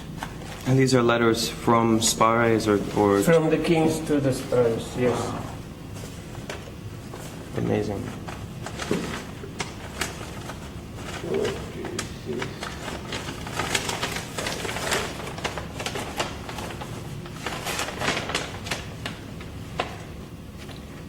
Oh yes, that was quite but we can look just because this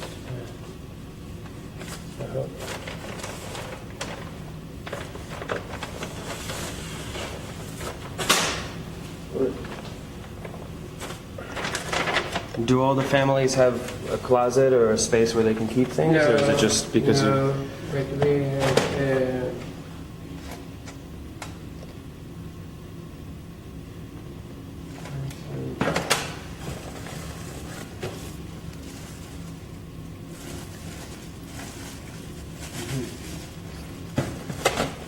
it's all in Swedish, but we can take this and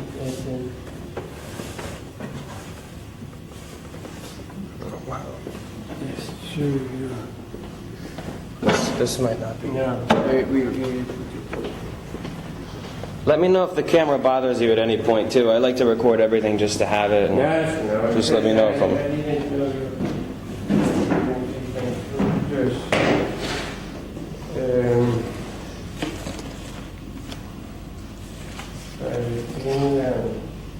You see, I have here photos of tremendous lot of paintings of Louis. All this. Yeah. And these are from his various exhibitions. I think that is a self-portrait, I think. I have as an interview. We have this one. Yes, these are from his various exhibitions.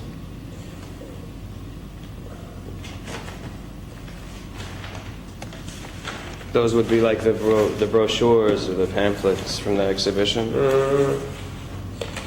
And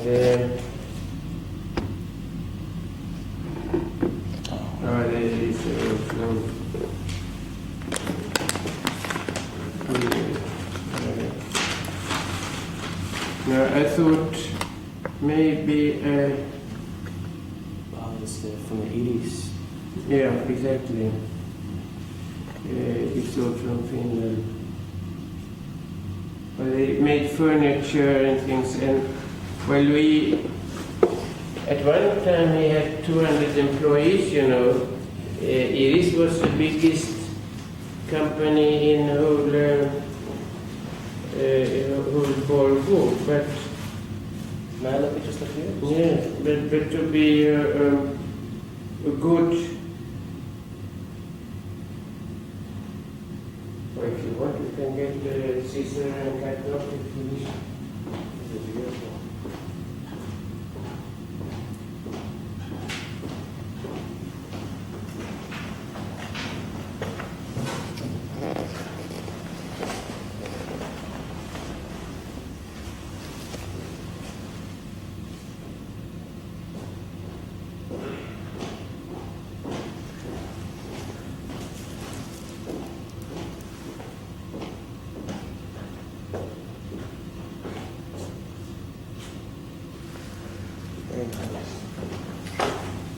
I haven't seen much of his furniture. I've seen obviously a lot of the paintings, but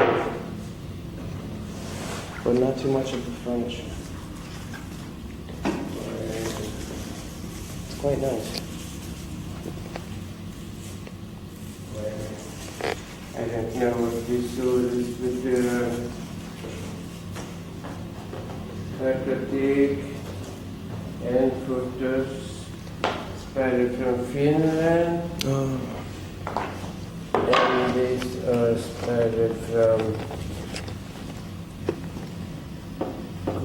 from Gotland.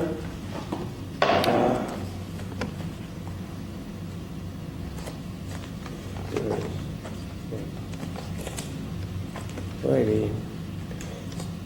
he made a lot, but of course he was got rather old too. And there are lots of articles about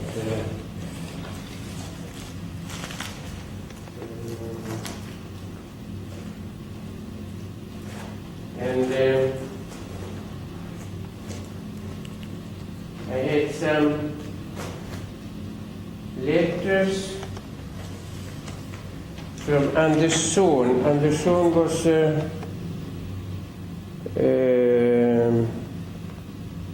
from how extremely kind of yeah, that's it's about Teresita. But I gave Teresita copies of the letters that Mrs. Sohn, the wife of Andersson, sent to Louis. Oh wow! And I said, maybe you're interested. I gave copies. And then Teresita says, oh, but Emma Sohn, she was my godmother. You know. Really? I didn't know that. It's fascinating. I like Zorn a lot too. We have this. You have it, the original? Yeah. Is this the one? Yeah. It might be. No, you know, it might be. No, I think ours is different, but it's very dark. Yeah, that is this one. He was a great artist. I like Zorn too a lot. Do you like Zorn's work as well? Here you've got furniture to. That's Iris, all right. This is the house at Gotland. And Iris, the factory isn't there anymore, right? Like the actual building. No. They tore the building down. No, I think so. Oh, they should have turned it into. I don't know. This don't look very nice, but maybe it's if you take them out from this. That one, I can give you a photo of that.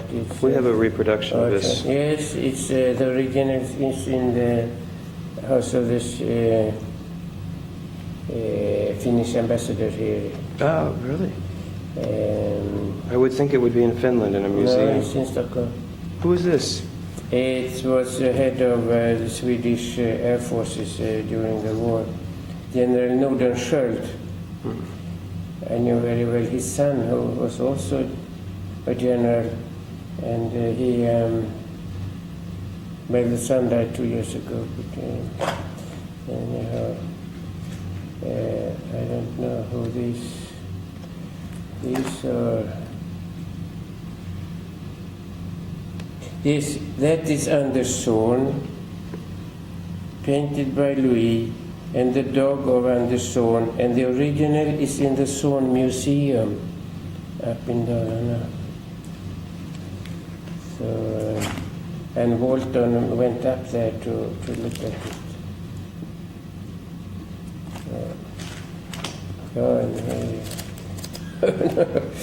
This should be for you, really, to you who know something about photos. But,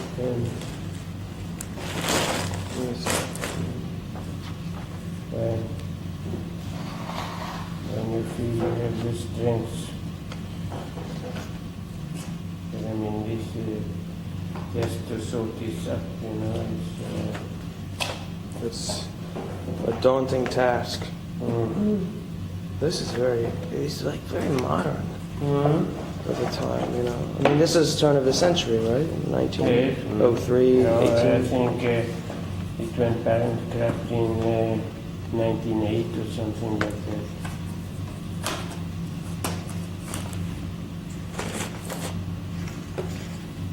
And where are all of these photos from this collection? Well, it was a young woman who wanted to make a thesis about Louis, and she collected all this, and then she got other interest in her life. Oh, wow. Is she still around? Yes, but she's not very interested in this. I thought it would be interesting to do a documentary on Karelianism. I don't know if one has been done before, but I'm going to investigate one in Finland. There's so much here to look through. But it's, you know, you have a little idea of what we've got here, and I think that was in that one, wasn't it? No? I'm not sure. It's, It seems, I don't know if you had it. it's too big. Yeah, I think it was in there. No, this is an amazing resource. Was it diagonal maybe like this? Yeah, it could be on, That's if you put it on the side, no? Like, no, that doesn't. Doesn't fit. No, it was probably here. Okay, I take it here. Could I look at a couple of these? Oh, yes, of course. This is I mean, there can't be too many of these around. And these are mostly, in Stockholm. So These are the various exhibitions and what was exhibited. he showed in Stockholm and Finland. Did he sell most of his work in Stockholm or did both places? Well, that was something made in... Is that self-portrait? Yes. That might be another, let's see who it is. That's in Gotland, right? All that has been made in... Oh, Gotland. Yes, they were good friends, you know. They traveled together on this wedding journey.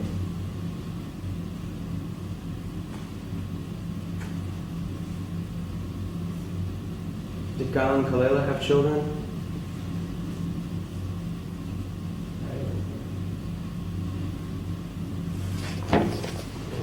That's very pretty. Wow, you could really spend days in here looking at all these things. I just wanted to see a few, because that's something we don't have anything of, is the shows.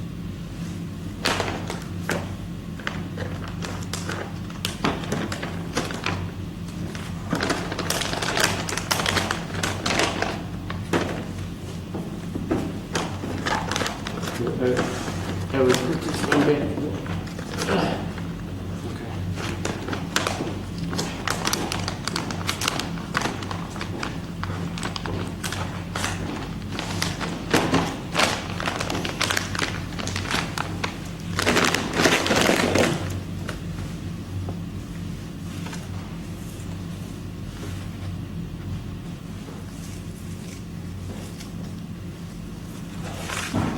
And all of the negatives go in this folder, correct?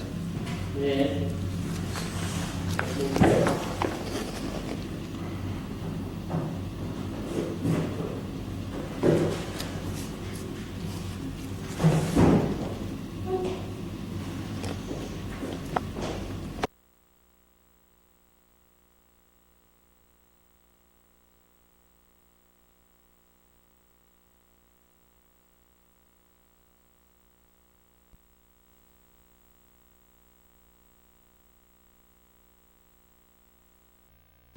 Huge eccentric in England. He knew absolutely everybody. And I got, well, that was his house. I stayed at his house here in Scotland. It's a very old house. He is supposed to be, was at his time maybe the best in genealogy in the world. And I got this, he wrote to me when he stayed. It's about the clans and the family. And then there was another Scot coming over here who gave me this book, The Lord of the Dance, and that is this Ian Moncrief. So he wrote a book about him.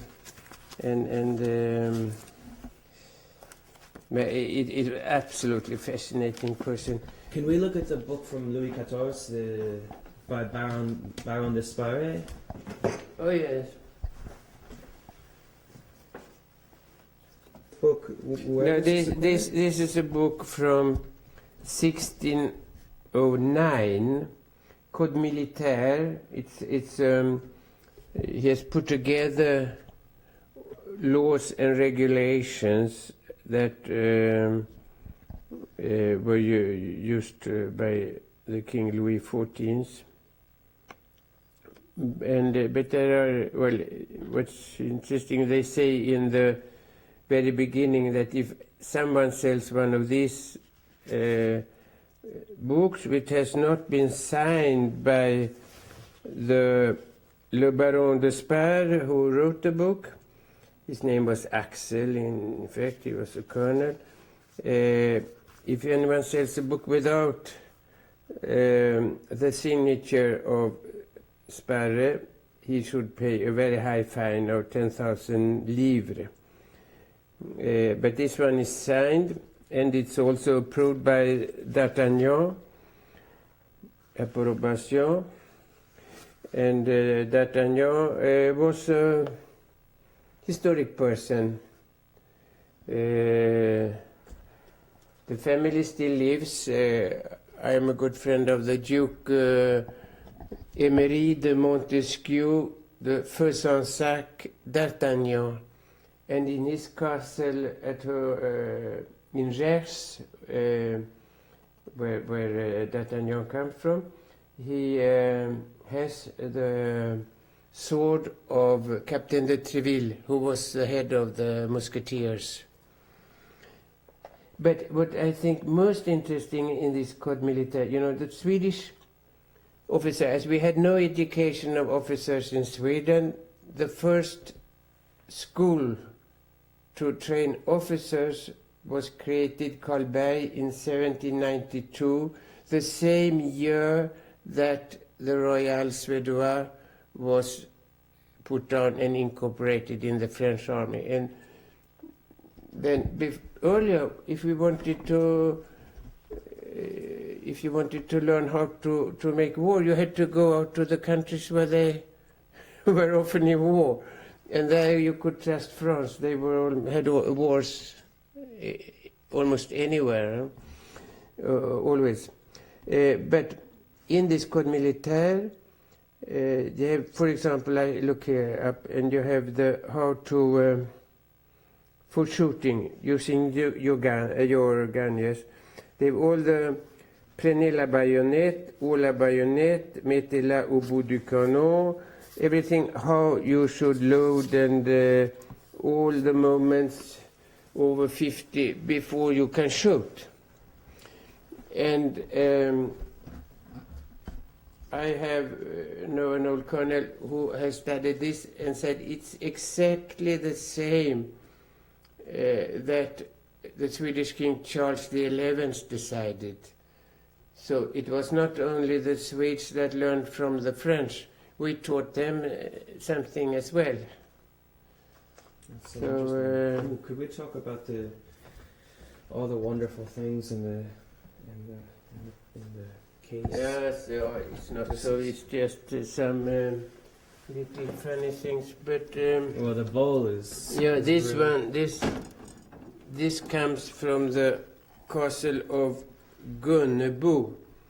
It's nothing particular, it's but anyhow they call it the King's Cup because the King Gustav V, he stayed 4 times at the castle, maybe 5 times, and he always had his breakfast in this one. So, but then I have a small collection of medals of different members of the family, and I think I have in all, well, 9 or 10 who have had the honor to have a medal made of them, and the very last one is with the PerSparre, which is was made now when we celebrated 150 year of the first stamp. And One then, is yours as well, right? Is that for the? Isn't that one yours? The plaque? oh yeah, but that's just what I got from the French High Command. Oh, well, that's something. So, What was it? That's from the Légion de. Yes, d'Honneur? yes. And what was the key? I forgot what the story Oh, was. that's a key. It's the chamberlain of the court who has, when he assists the king, it's supposed to be the door opening in the royal castle. But I with that from an uncle. So it's not a spare thing. Okay. But Oh, very pretty. And what are these for? there's one of my those were my father's. The head miniature is various decoration, and that is Austrian, Norwegian, Danish, and Swedish, and he had some others. You can't always put everything on at the same time. And this little one is a miniature of La Légion d'Honneur, which then both Per and his son Louis got. And how was Per was originally initiated into the Légion d'Honneur for the Franco-Prussian War? His contribution. For his support of France when it was the war against the Germans. Yes, in Bismarck. 1771 was Bismarck then, wasn't Bismarck later? 1871, I believe. 1871, yeah, maybe. Yeah, and so that yeah, was because then before that was Schleswig-Holstein, right? In 1869, 68. Yes. I can't remember Yes, exactly. sure. Yes, good. Oh, But, and that plate. Remember, you had told me about that yesterday. I don't know if this one is.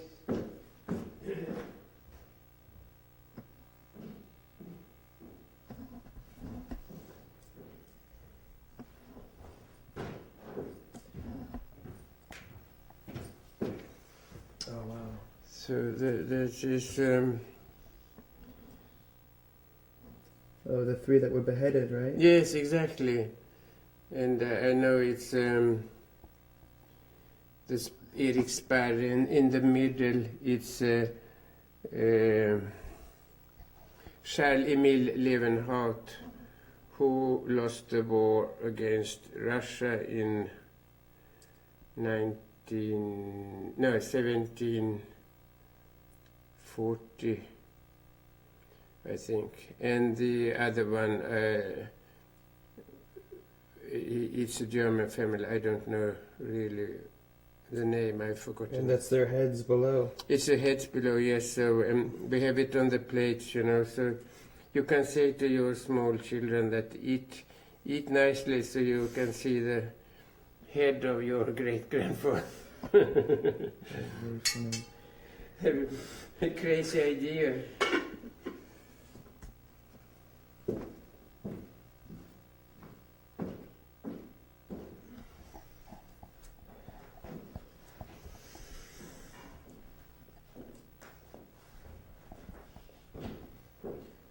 And then I'm just trying to do all the things before I have to switch the plug. That beautiful piece. In this one. Yeah. Mm. When is that from? Well, it is from around 1600. He was 1605, rather, I should say. But the problem, there are some holes, and most of them have been repaired long before I got it. And they say you are not allowed to repair things like that. So now I have had a specialist to look after it, and they have changed and put another cloth below, and And who did it belong to?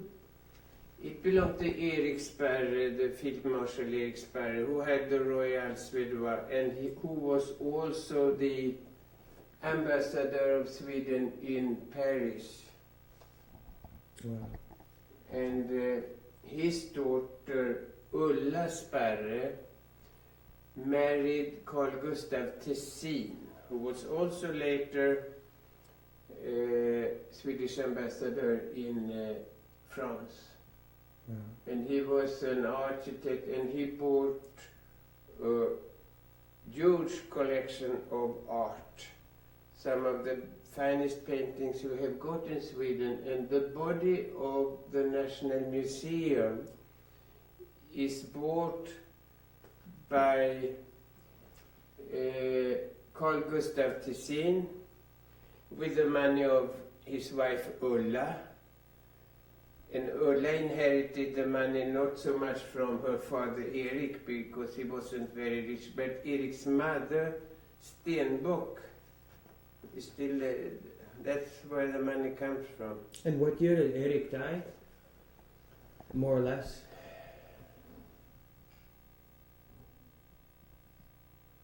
I think he died around, I should know,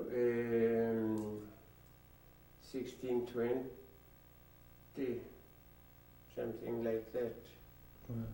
And then just, if we could talk about this beautiful ambulance desk. Oh yes, shall I take away some Uh, stuff maybe which has nothing to do there?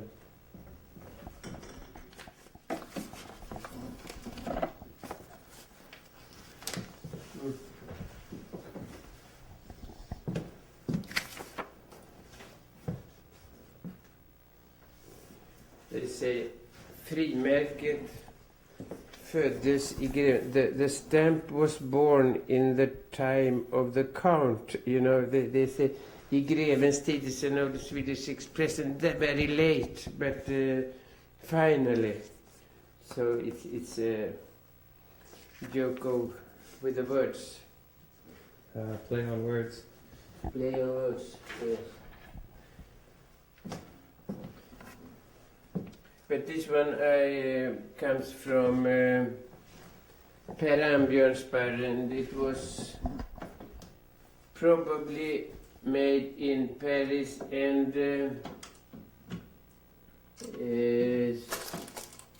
end of 18th century, and he has got his family crest in here, and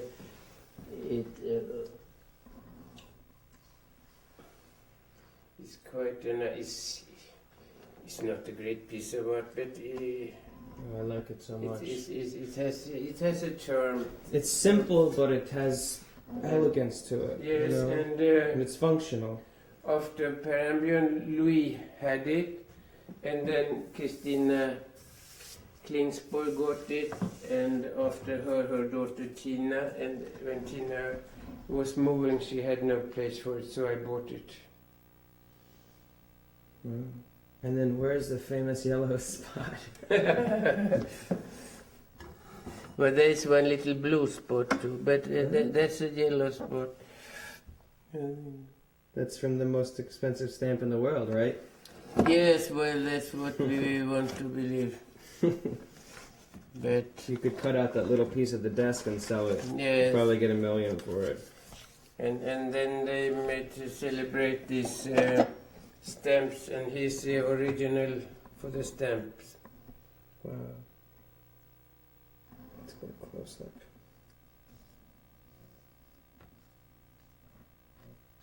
Yeah.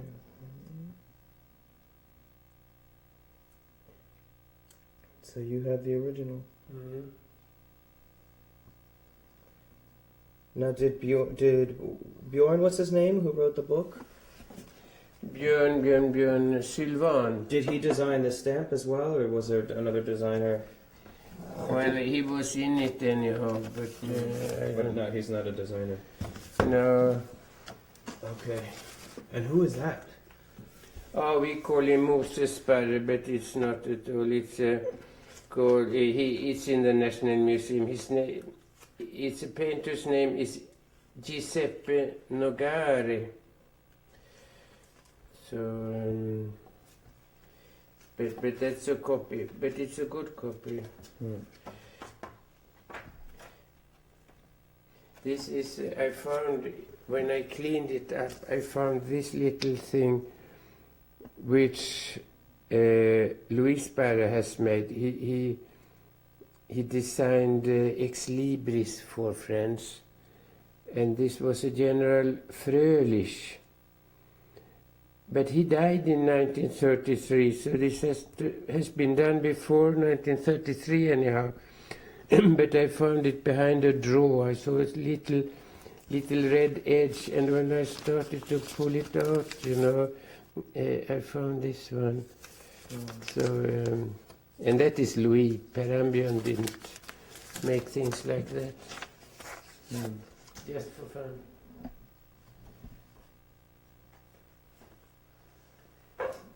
But I may have some photos upstairs from Louis too. We can look at that if you have a minute. Yeah, actually, I'd like to get those paintings too, but I think I have to change the plot. So, Actually, I think it would be better just with the light. There we go.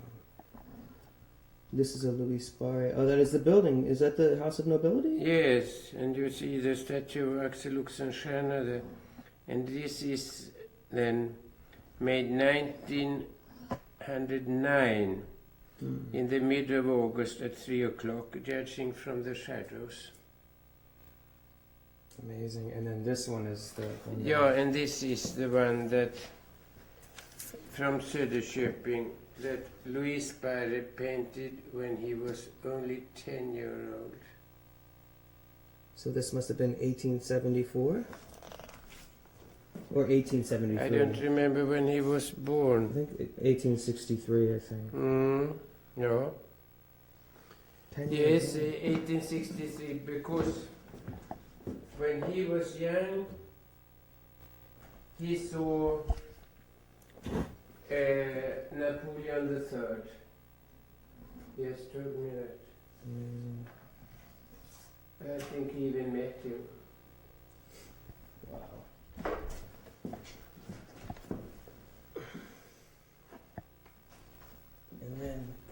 And then that handsome fellow over there on the wall was... Yeah, that's Carl Sparre, who was a very interesting person. I know so much about him, so I maybe one day write a book about him. But at that page he is what we call landshövding, you're the head of a part of the country. But he was later, he was also fighting in the Royal Svedva. He was later Minister of War, and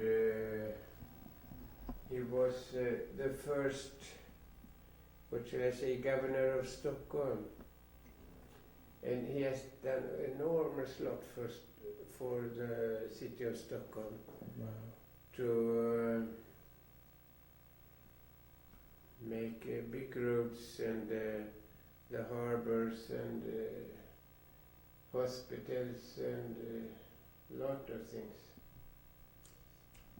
Oh, interesting. And he was tall, 2 meters. And all the women fell in love with him.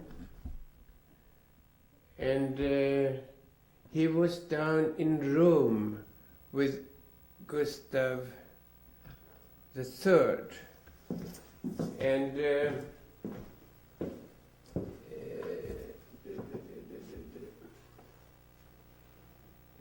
do I see that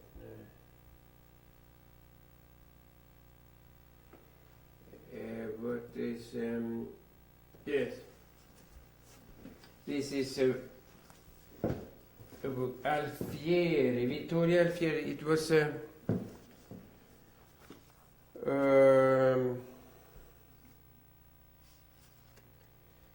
big Italian poet, one of the biggest in the history of. And Alfieri, he was a count,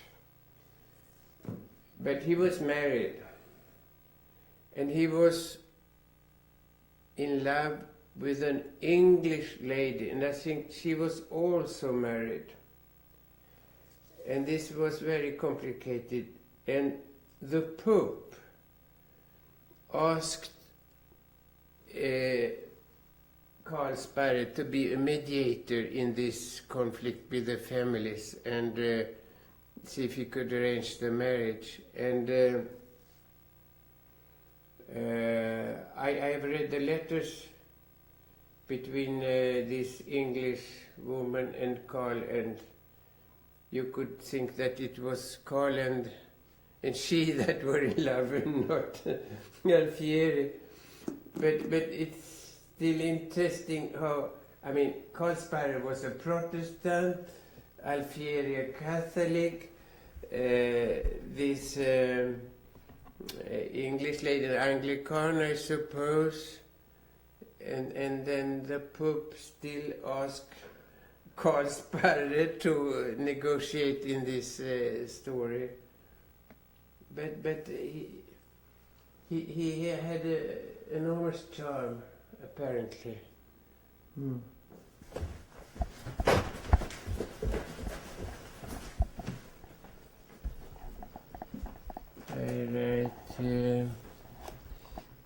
But you can take this photo. I will just write.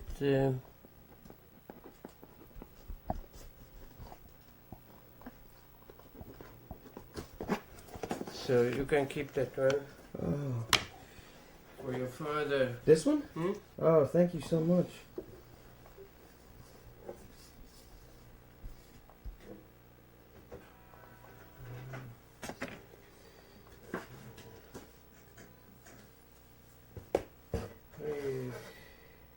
Oh, and then there's this portrait. Who is this again?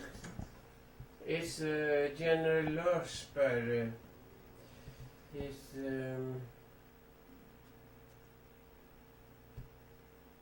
Who was his son? he didn't have. He only had one daughter. So.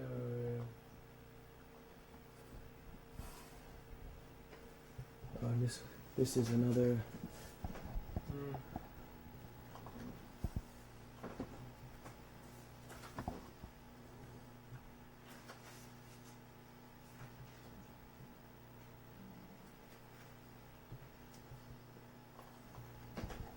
But you can take this one as well. I don't know. I might have some. Oh, wow. Thank you. That's one that Björn wrote.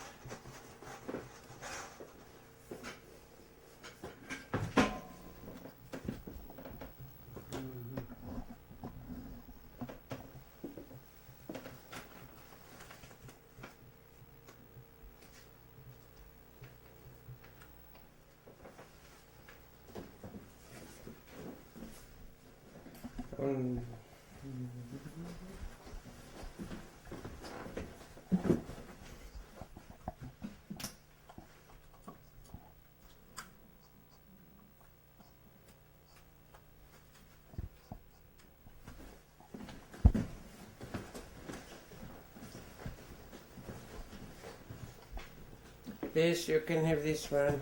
Oh, It's when we were... the anniversary of the balloon. We should, yes, and that was... The father of Per Ambjörn, when he died in 1871, they wrote a special march for his funeral.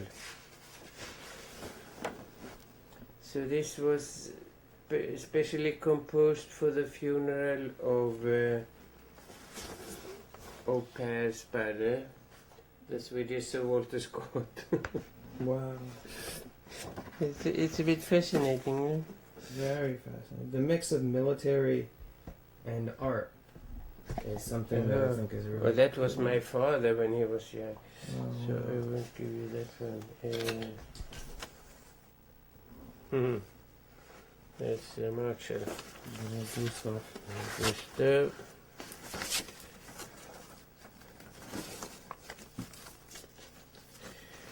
A lot of old love letters between various Sparres. Carolina Sparre.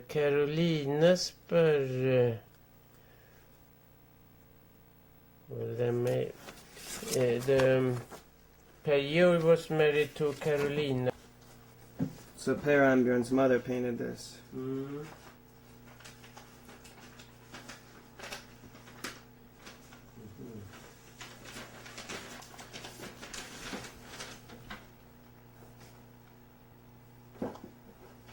Is that an actual signature of Victoria? Yes. Oh wow. She's a Sparre too, right? Not very much. She was German. Mm. Cecilia och Teresita. Two Sparre girls, Cecilia and Teresita. But Teresita, 1863. What could that be? Oh, that's Sparre. I don't know. What Teresita that? Eva Sparre. She died in 58, yes.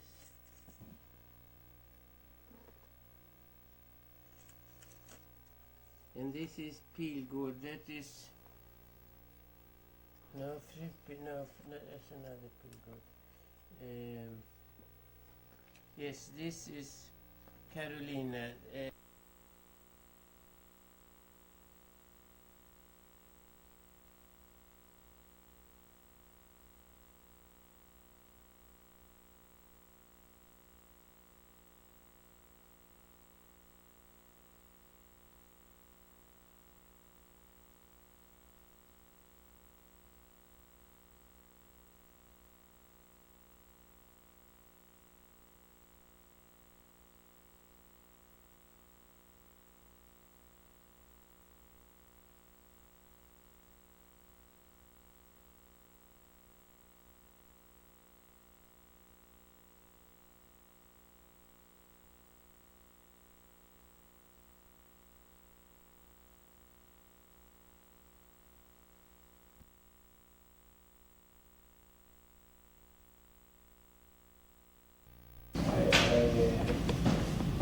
I picked up a little bit, but you know.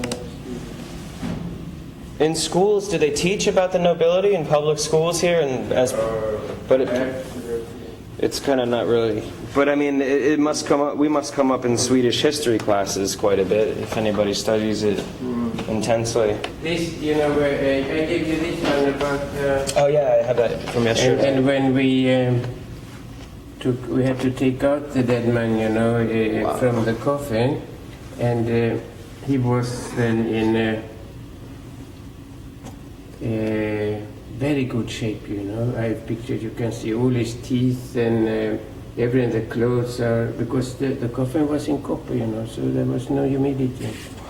So he was. And what year was that from? 1674? Yes. Wow.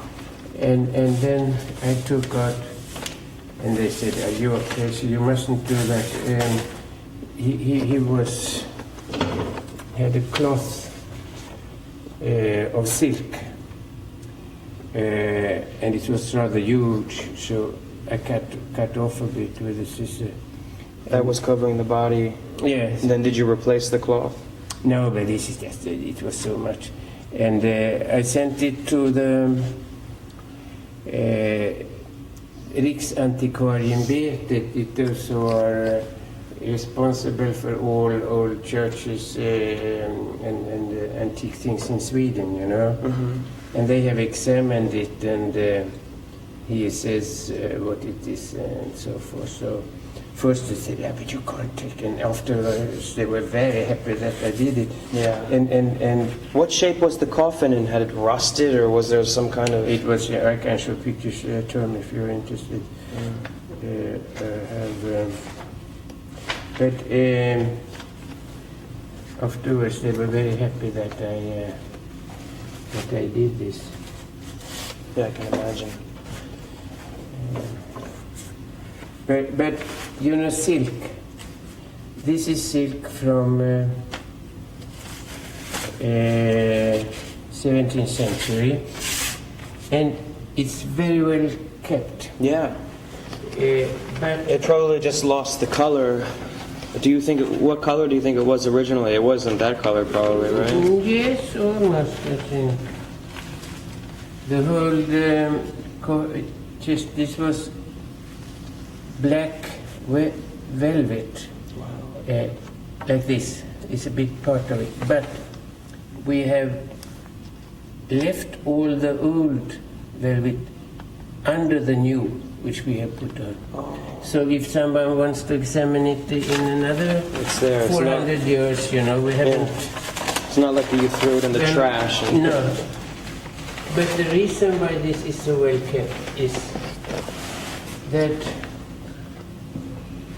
later, I think already in the 18th century, you have very little silk from that time, because the silk eats up itself, it just disintegrates. And that is because they put iron in, you know. And then they got heavier, and they were paid for the silk of the weight. And if they had a little bit iron, they were better paid. You know? Ah. And that part is said very well.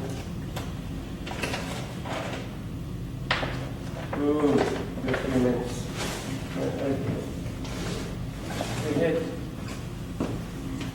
We took some photos of the family when we were commemorating the 400 years of in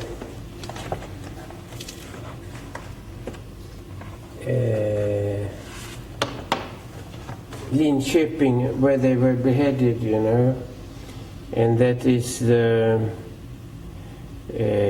landshövding, the head of that part of Sweden, and we made. I will give you this little medal, you know, it's a huge one, on the square, which shows where they were beheaded.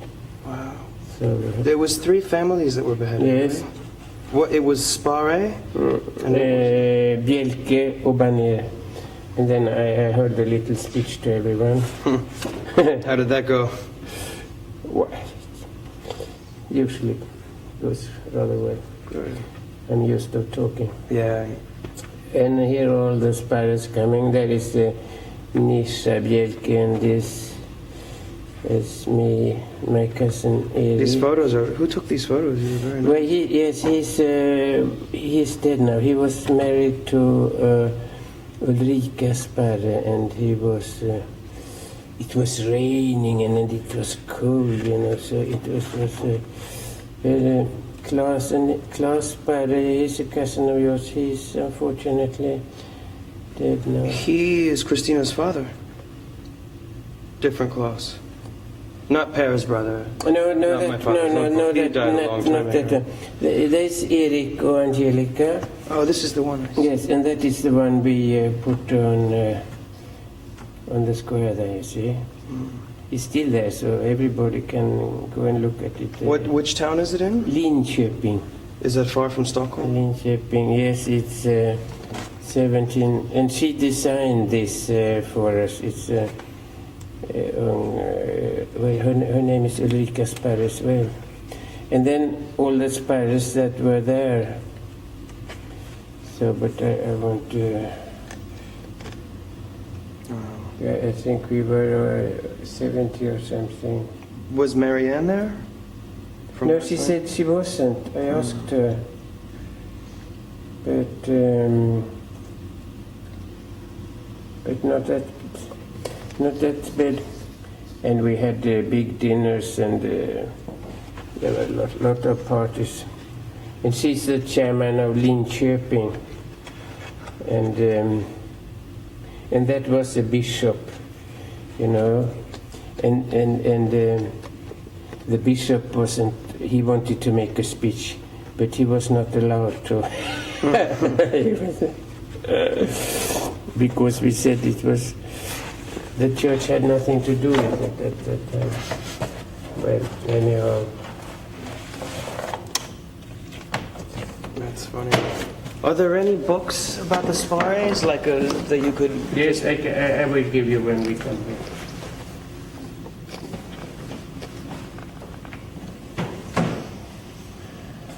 Okay. Oh, let me give you this too, because I have this. So for the next Sparre who comes along, when my son comes to visit you, when my son comes to visit you in a few years. Yeah, good. I hope I will live till then. My father died too young. He was only 58. So my son, he can't remember his grandfather. And apparently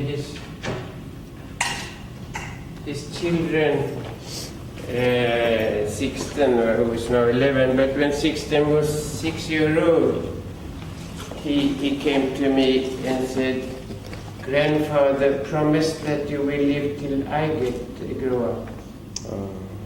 So then he had sort of understood that his father had no grandfather. Yeah. Well, I suppose you can order things like this if you wish. Family Falcon. Then we have our big safes with all the old, when the family get nobilized, they get this beautiful letter. You can see we have one in the exhibition upstairs. Well, I will just go to the toilet. Okay, take your time.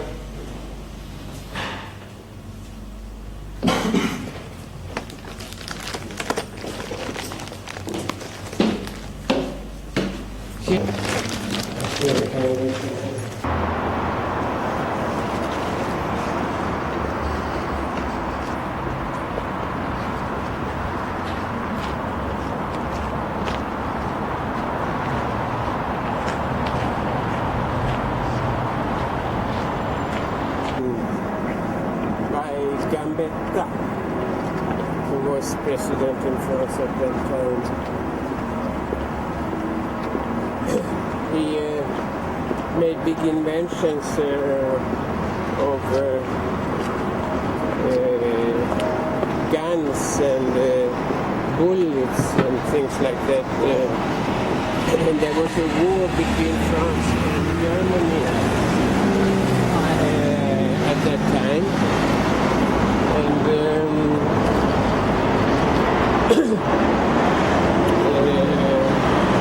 he then had his factory in Lyon.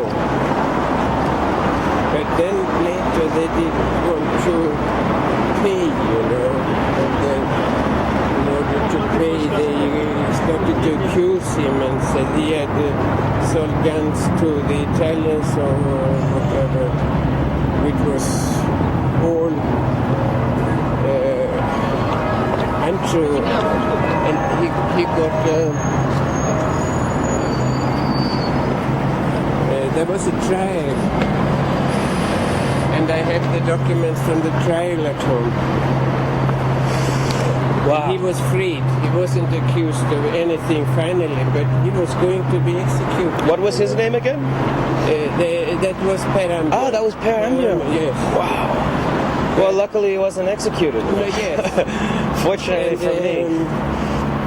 Well, he was saved by another inventor who invented the telegraph 2 years before. So the Gambetta could by telegram stop the execution, you know. Wow. You have to be born in the right time. Yeah. And, Yeah, otherwise, wow. Yes, it's... Gamla Stan is beautiful. Very nice. Yes, it takes a lot of time.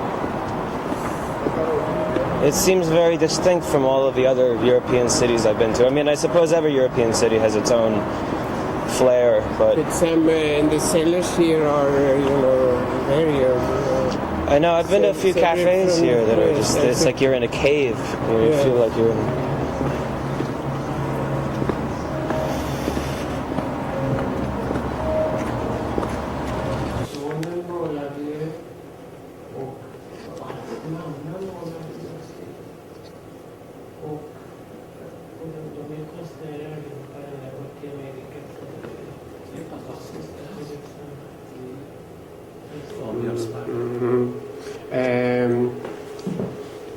I have at home Björn's chiffonier, and there is a little yellow spot. I took away a lot of color on it, but I left a little yellow spot and say that's from the stamp. But anyhow. You should try to sell the spot. Det mesta tyder på att PerSparre skötte tryckningen alldeles fläckfritt och det här feltrycket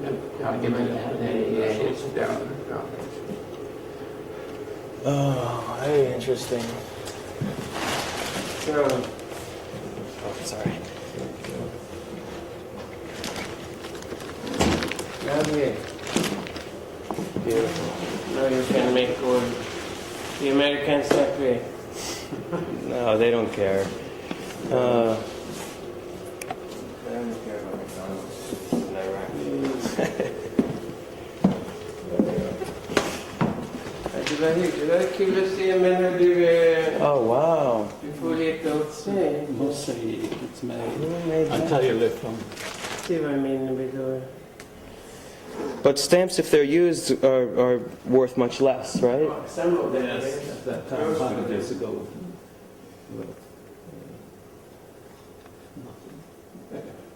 One of them was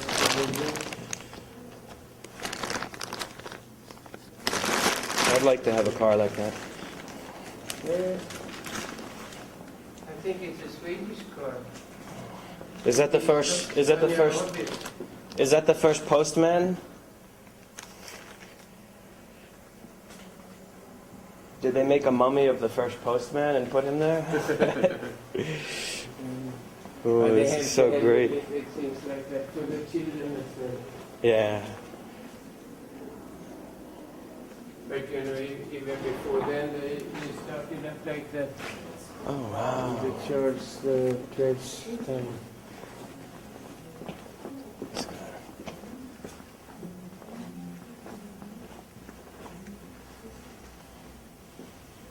Wow. This was Eric Larsson's father's house, whose name was Lars. One of his many houses, yes. Wow. And the crest next to our crest is Båt.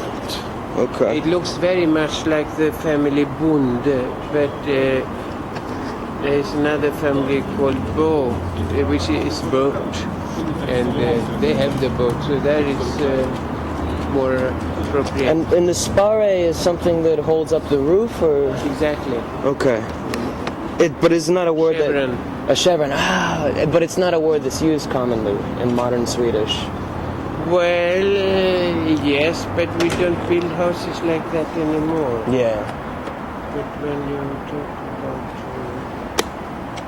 That's very funny. I walked by this building the other day and I didn't think twice about it. There are just a few names in Sweden where you have the name and the coat of arms is exactly the same. Right, it's literal. And we have one banner is one, the banner, and What a pretty city. So the opera was too far away. The opera was the country, yes. the countryside at one point. Yeah. And Stockholm. That's the church, Riddarholm, and these were in the Paris. We had at one moment 5 palaces at that island. Wow. One big is left, which belonged to PerSparre. That Lars, he also had a palace in the where you have the big white building. Okay. PerSparre I do. Yes. It was in that white building over there? No, sorry, no, that was Lars, the same Lars. Okay. This But the Queen Christina bought it and gave it to her favorite Field Marshal Wrangel. So it's called the Wrangel Palace. But all the left part of it and all the cellars, that's what remains from the Lars Sparre's house. amazing. And this is also rather new, this house that was built on, late 1800 something, I should say, 1880. But before it was the palace of Johan Sparre, the one we saw, the first portrait in the Yes. He had his palace on the corner, and then they have a PerSparre, who is on the other side of the church, and his palace is intact. Wow. But none of them are referred to as Sparre Palace or anything like that. Oh yes. Oh yeah? Oh yeah, that's the other one. On the other side of the church. Yes, it's called the Sparre. If you wish, we can walk just over and If it's not too how far. hungry you are. Oh. Is it far or is... No, it's Right there? 200 meters. It's on the other side of the house. Yeah, let's have a... Do you mind walking over really quickly and then we can just have a quick look?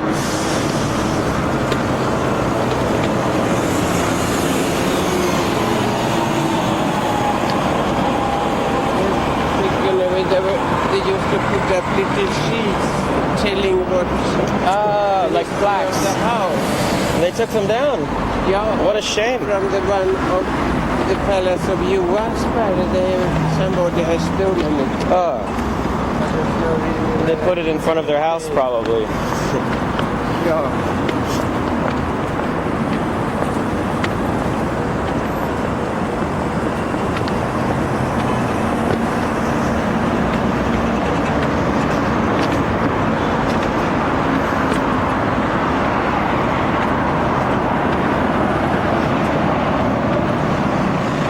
Bjorn seems like an interesting man. Is he more of an author or more of a stamp expert or just a combination of the two? Who? The one who wrote the book about Ambjorn. Yeah, well, he's a stamp expert, but he has been particularly interested in Ambjorn, and that's why it was his idea that we should make this balloon flight, you know. As he was the first Swede. And where did it happen? The balloon Well, launching? he took off where we have the amusement park near Skansen. Okay. But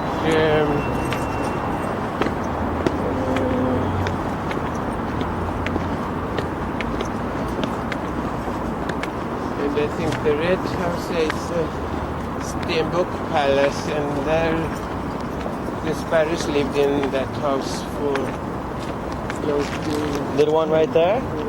The rose?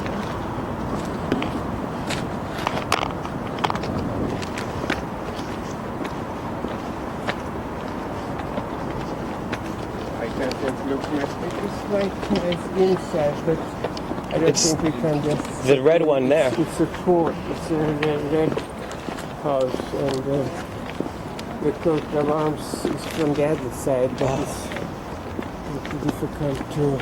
access. Yes. And when do you suspect this was built? But we can, what? When was this? There, well, you can see here.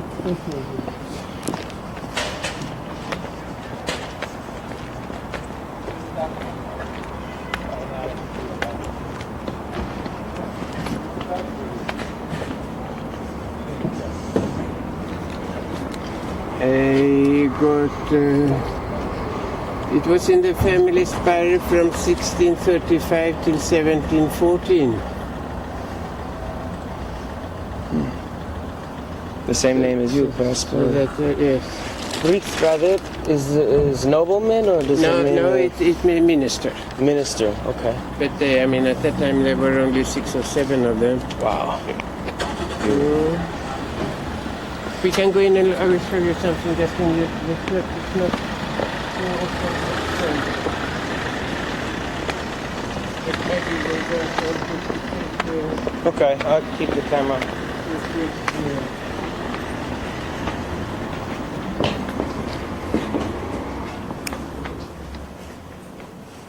Okej, får vi titta in? Jag ska bara visa vår egen vapensköld där inne.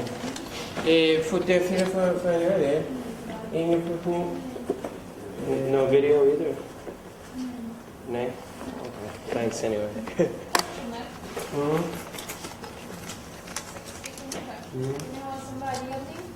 Ja, jag har hållit föredrag så många gånger om den kyrkan så jag tror inte jag behöver det. Jag kan ta den i alla fall.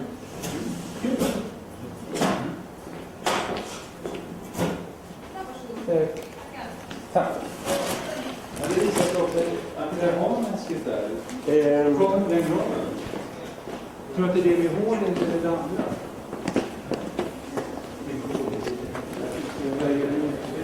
This is the banner. And this is the coat of arm of PerSparre, but it's another PerSparre.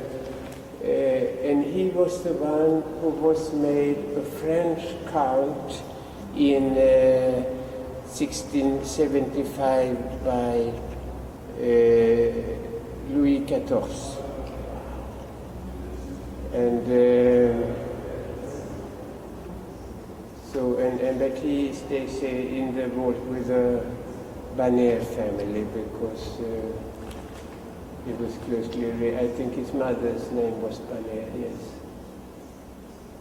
And the Baron Sparre who wrote for Louis XIV also. What was his name? Eric. That's what. And how was But he Eric, who had the government, the regiment. He bought the regiment in 1694.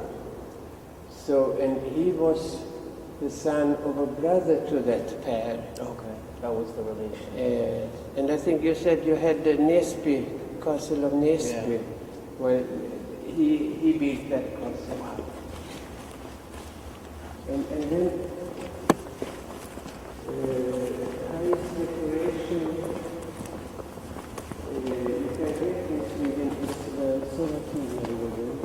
And all these are from those who have got the Seraphim order.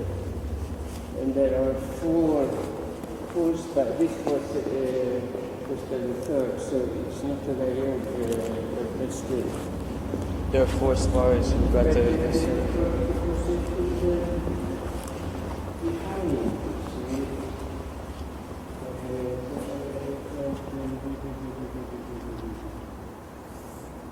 Sometimes they switch. I don't see any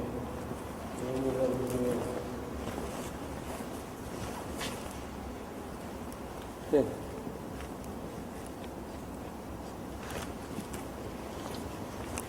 I don't know why They move them around. they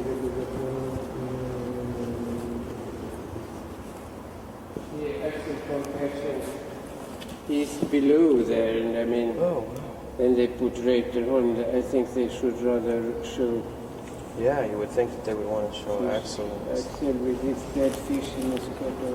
There's a spy. Aldo spy? Where? This? Oh, the spy, yes, it was People's Police. But that was a very young family. So it's not.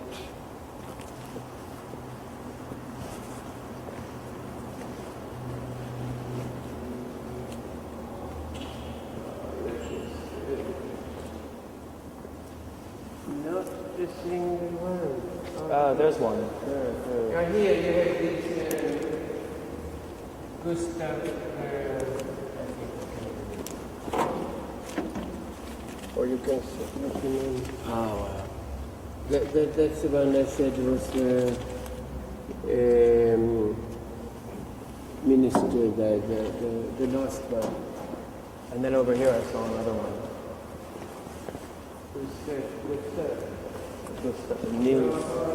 Niels Gustav Spy.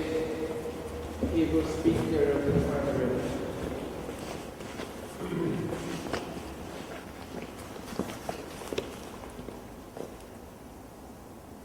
What does it mean, the date 1896? That was the year when he got this order of the Seraphim. I don't know where that And it was associated with religion? Or how did you become inducted into the Order of the Seraph? I don't know. I think there are any Americans here. They don't accept this. Americans don't accept foreign decorations, I think. They are a bit crazy. But anyhow. And then I have no problem there. This is Charles de Gaulle.